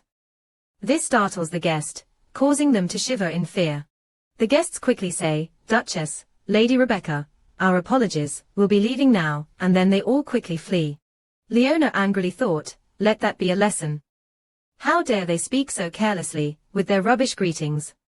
Riri tugged at her hand and called, "Mom." The little girl smiled brightly, "Of course, Mom, you're the best. You're so cool." Leona bent down and picked up Riri, asking, "Really?" The little girl replied, "Yes, but it's such a shame. I was planning to get revenge for you." Leona gently said, "Then next time, you can get revenge for me, okay?" The little girl agreed, "Yes, leave it to Riri." Music suddenly started playing, and Riri excitedly exclaimed, "Mom, it's our song. Let's dance." Leona smiled, "All right, let's dance." Leona held Riri, and they danced together. The little girl smiled, feeling very happy. Everyone in the hall was also dancing. Leona hesitated, "Am I dancing correctly?" I've never danced before, so I don't know much about it. Riri replied, it's okay. Mom. I don't know either, but it doesn't matter how we dance, because we're the main characters. The mother and daughter danced together in the center of the hall. Riri said, I feel so happy right now. Leona smiles, and so does her mother, both incredibly happy. Suddenly, Leona's foot catches her dress, and she stumbles, nearly falling. The Duke appears, just in time to catch both mother and daughter. He clicks his tongue, really now? The Duke gently says, my lady, it's good to be happy, but you should be more careful. Riri exclaims, Father, you came to dance with mother and me too, right? The Duke responds, dance together, you say. Then let's all enjoy ourselves. Leona shyly says, wait a minute. Riri happily says, come on, let's smile. The three of us dancing together is so joyful. Leona looks at the Duke, flustered. She suddenly burst into joyful laughter. She thought she wasn't good at dancing, but at this moment, she felt truly happy to be together like this. There were so many beautiful and delicious cakes. Riri was happy, exclaiming how delicious they were, and Leona agreed, saying, that's right, eating right after dancing is perfect. Leona laughed as she wiped Riri's face, you've got food all over your face. The Duke wiped Leona's face with his hand, you say that, but you've got some on your face too, he said, making Leona blush, thank you. Suddenly, Leona asked the Duke, did you give Miss Astra blue roses as a gift? The Duke, surprised, asked back, blue roses? What are you talking about? Lowering her head, Leona felt sad. If the Duke loved someone else. Suddenly, someone called out to Duke Ian. Lady Astra arrived. She said, congratulations on your new family, Your Grace. I'm here on behalf of the Avilda family to present you with a gift. Riri pointed at her and shouted, oh, the dung beetle lady is actually here. Making Leona burst into laughter. Astra was extremely angry, dung beetle, huh? Suppressing her anger, Astra said, along with this congratulatory gift, I bring my father's message to Duke Petrie, we still maintain a friendly relationship with you, unchanged. Putting down his wine glass, the Duke asked, a friendly relationship, huh? Well, before sending a gift, shouldn't the Avilda family have done something first? Astra, surprised, asked back, what do you mean? The Duke coldly replied, didn't you intend to harm our Riri before? Have you already forgotten? You should apologize directly to my daughter, shouldn't you? Astra stammered in fear, I. The Duke coldly said, apologize to her right here and now. We'll talk about the rest later. Riri aggressively added, that's right. You also ordered Lily and Raina to insult my mother. Apologize now. Mother Leona has officially become the Duchess. You should apologize and sincerely admit your mistake in front of everyone. Astra is in an awkward situation. Astra denies, why would I tell the children to do that? What are you talking about, my lady? She curses under her breath, damn it, if this keeps up, things will get complicated. She's still stubborn. I don't know where Lady Rebecca heard that rumor, but Suddenly, Leona notices a blue rose on Astra's chest. The Duke, who had been watching Leona, wonders what she's looking at. He's shocked as if struck by lightning, his eyes widening in surprise. He sees the blue rose. He realizes, so that's it.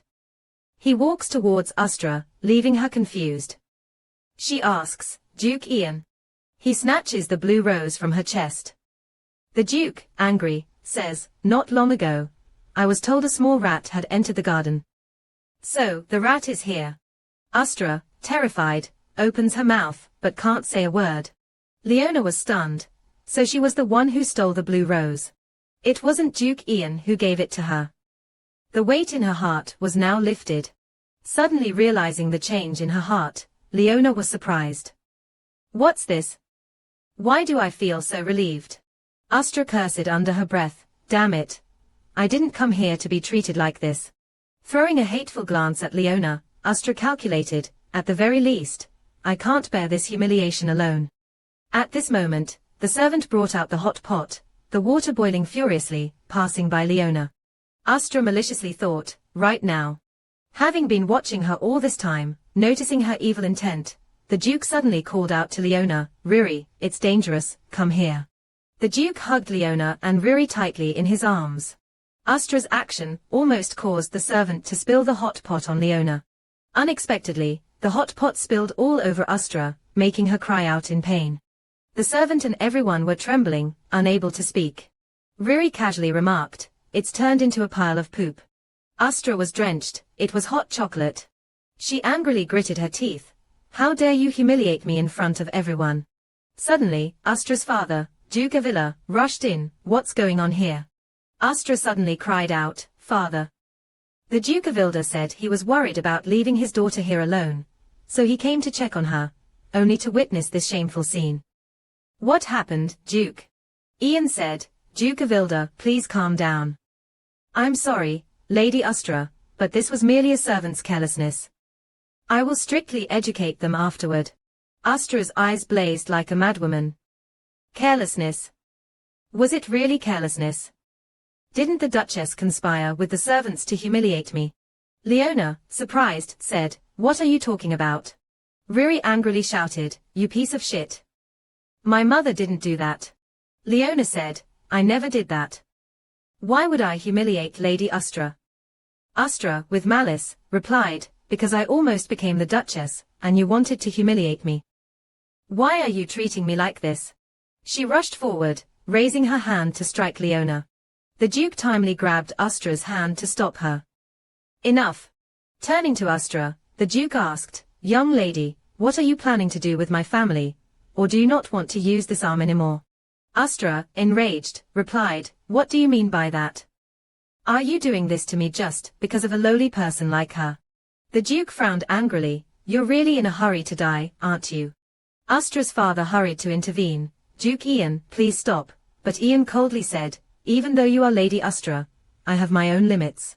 Throwing her to the ground, Astra screamed, and Ian declared firmly, "Leona is the Duchess. You cannot treat my wife like that. If it happens again, I will take it as a declaration of war from the Avita family against the Petrie family." Astra's father protested, "Duke Ian Petrie, why are you doing this?" Suddenly, his eyes widened and he broke into a sweat.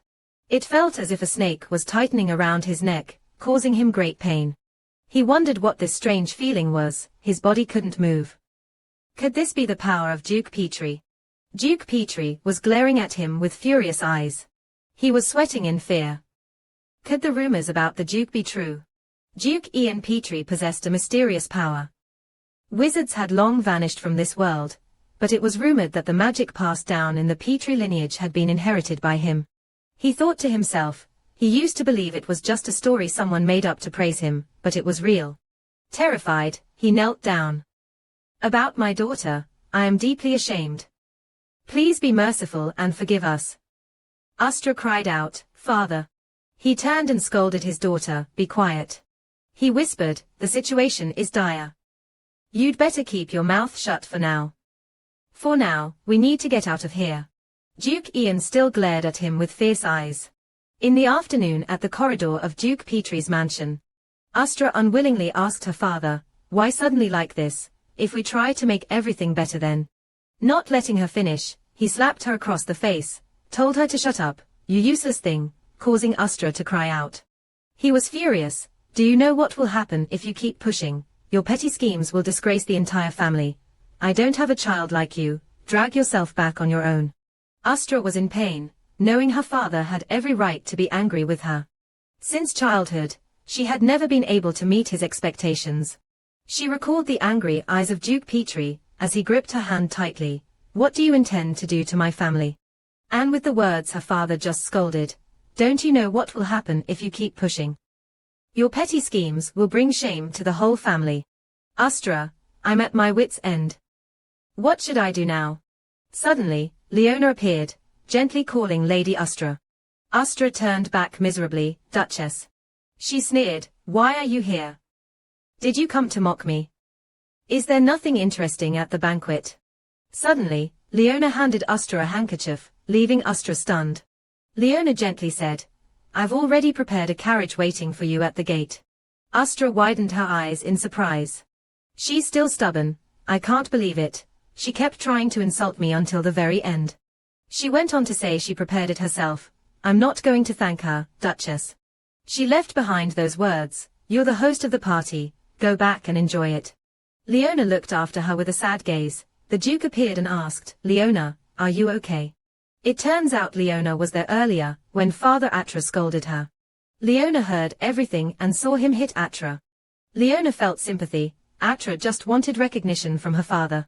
With a slightly sad bow, Leona replied to the Duke, nothing, let's return to the banquet. The two were unaware that Ustra hadn't left yet and was hiding nearby. The two of them linked arms and returned to the banquet hall. Seeing Leona looking sad, the Duke worriedly asked, are you really okay? Leona smiled, I really am. The Duke looked at Leona, still not reassured. They entered the banquet hall, and Riri called out loudly, Mom. Dad. Riri rushed to hug Leona and asked, has that poop head left already? Leona gently replied, yes, I'm sorry for leaving you alone. Riri smiled sweetly, I wasn't alone. The servants were with me. I'm strong now, so I'm not afraid of being alone anymore. Suddenly, Riri turned to Ian, worriedly, but Dad, the Emperor, he has acknowledged that I'm your legitimate child, right? The Duke answered, of course, you are my daughter. The little girl continued, then those who say I'm not part of the Petrie family are really wicked for considering the Emperor a liar. Was I wrong to say that? The Duke was furious, who dares to say such things? Riri immediately pointed at a group of guests, it's them, when my parents aren't here, they say such things. Those people hurriedly explained, but we didn't lie, it's true, Lady Larith suddenly passed away. How do we know if the girl is from the Petrie family or not? The Duke angrily shouted, how dare you, but Leona gently stopped him. She said, His Majesty the Emperor acknowledges this, do you dare to disobey? Leona wisely continued, even if it wasn't His Majesty, Duke Petrie here also acknowledged it. Lady Rebecca is his daughter. So tell me, what reason do you have to deny this?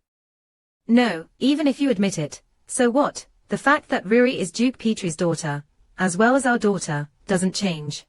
The Duke was surprised to see Leona so brave and determined. She continued, don't spout nonsense anymore. People often say parents are the mirror for their children to follow. What are the children seeing in their parents as they grow up now? Leona looked towards the little noble boys and girls nearby. Turning to look at their child, the guests remained silent, saying nothing. The Duke, still wide-eyed with surprise, heard Riri exclaim, Father, Mother is so cool. Don't you think so?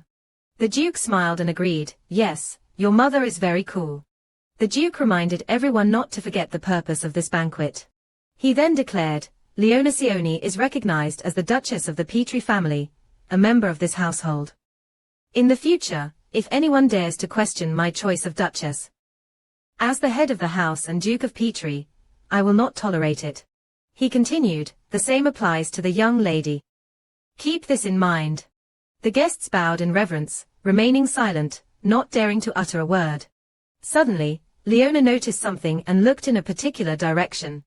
Those are the two children who came to play with Riri last time. The two children looked at each other as if discussing. Then they nodded in agreement. The two children approached Riri, calling her Lady Rebecca. Suddenly recognizing them, Riri pointed and shouted, aren't you the ones who mocked me and my mother last time? The two girls hesitated, Lady, hello, I am Riri, how are you? I am Ray. Riri angrily turned away. Are you here to cause trouble again? The two girls bowed, about last time, we apologize, lady. We only did it because we listened to the adults. But honestly, we really want to be friends with you. Lady Riri. Because we always act superior, thinking we are very capable, it's hard for us to make friends. It's also because we are ignorant.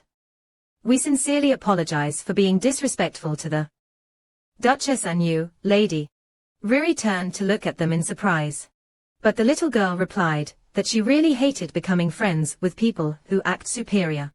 To be honest, there were times when I was disobedient and thought I was the best, but I befriended someone who understood my true self. Suddenly, Riri reached out her hand and said, so. To the surprise of the two girls, Riri smiled happily and said, I also want to be friends with you too. The two girls exclaimed in shock, Lady Rebecca. The two girls were overjoyed to the point of tears. ran to hug Riri, and thanked her profusely. "From now on, please take care of us, my lady," Riri cheerfully said. "Now we're friends, right?" The two girls answered, "Yes, that's great." Seeing Riri so happy, both the Duke and Leona smiled with joy. Night at the mansion. Leona stretched comfortably and exclaimed, "Finally, it's over." Sitting on the bed, Leona asked Riri, "Did you have fun at the banquet today?" She answered, "Yes, more than I thought. Plus, I got to show off my mom." Hugging Riri, Leona asked, "Really?" She thought to herself, "I didn't expect her to be this happy." In the afternoon at the banquet, Riri proudly talked about her mom to her two new friends. Leona suddenly said, "Now that I think about it, as soon as the banquet ended, Duke Ian suddenly disappeared. Is he still thinking about work at this hour?" Riri replied, "If it's Dad, he probably went to invite the painter." Leona asked in surprise, "A painter?" Riri answered, "Yes, that's why we're dressed like this." Suddenly, a voice came from outside the door, "Leona, may I come in?" The Duke led the painter into the room. The painter said, "Excuse us, Duchess." The group of artists rearranged the room in preparation for painting, and Leona's eyes widened in surprise at what was happening. The Duke said, "Leona, go sit over there on the sofa." She was surprised, thinking, "But over there? What on earth are they doing?" Hugging her, Riri cheerfully said, "Mom, they're going to paint a portrait of us." Leona asked in surprise, "A portrait?" Riri pulled Leona toward the sofa, saying, "Yes, a family portrait. With such a beautiful mother and an adorable child, isn't it normal to paint a portrait?" Gently pushing the still confused Leona onto the sofa, Riri said, "Mom, sit here." The little girl climbed onto the chair, saying, "And me?" Jumping into Leona's lap, Riri said, "I'll do it like this." Leona smiled and asked, "Always right next to Mom?" The little girl replied, "Yes." The Duke suddenly asked, "Riri, what about your father?" The girl smirked mischievously, "Oh right, father is also a member of the family." Pointing to the empty seat next to her, Riri agreed, "All right. I'm in a good mood today, so I'll let father sit next to me." The Duke sat down and said, "Thank you, Riri." Turning to the Duke, Leona asked curiously, "Why do you suddenly want to have a portrait drawn?" The Duke cheerfully replied, "Well, since we're a family now, I want to have at least one family portrait." "Is that strange?" Leona was surprised, "Not strange at all." The artist suddenly spoke, "Shall I start now? If so, please hold your poses for me." Riri quickly hugged her parents close and said, "Mom, Dad, come closer and don't move." The Duke and Leona smiled happily, "All right, let's get closer together." And so, the portrait of the Duke's family, a happy family of three, was completed. Our story ends here.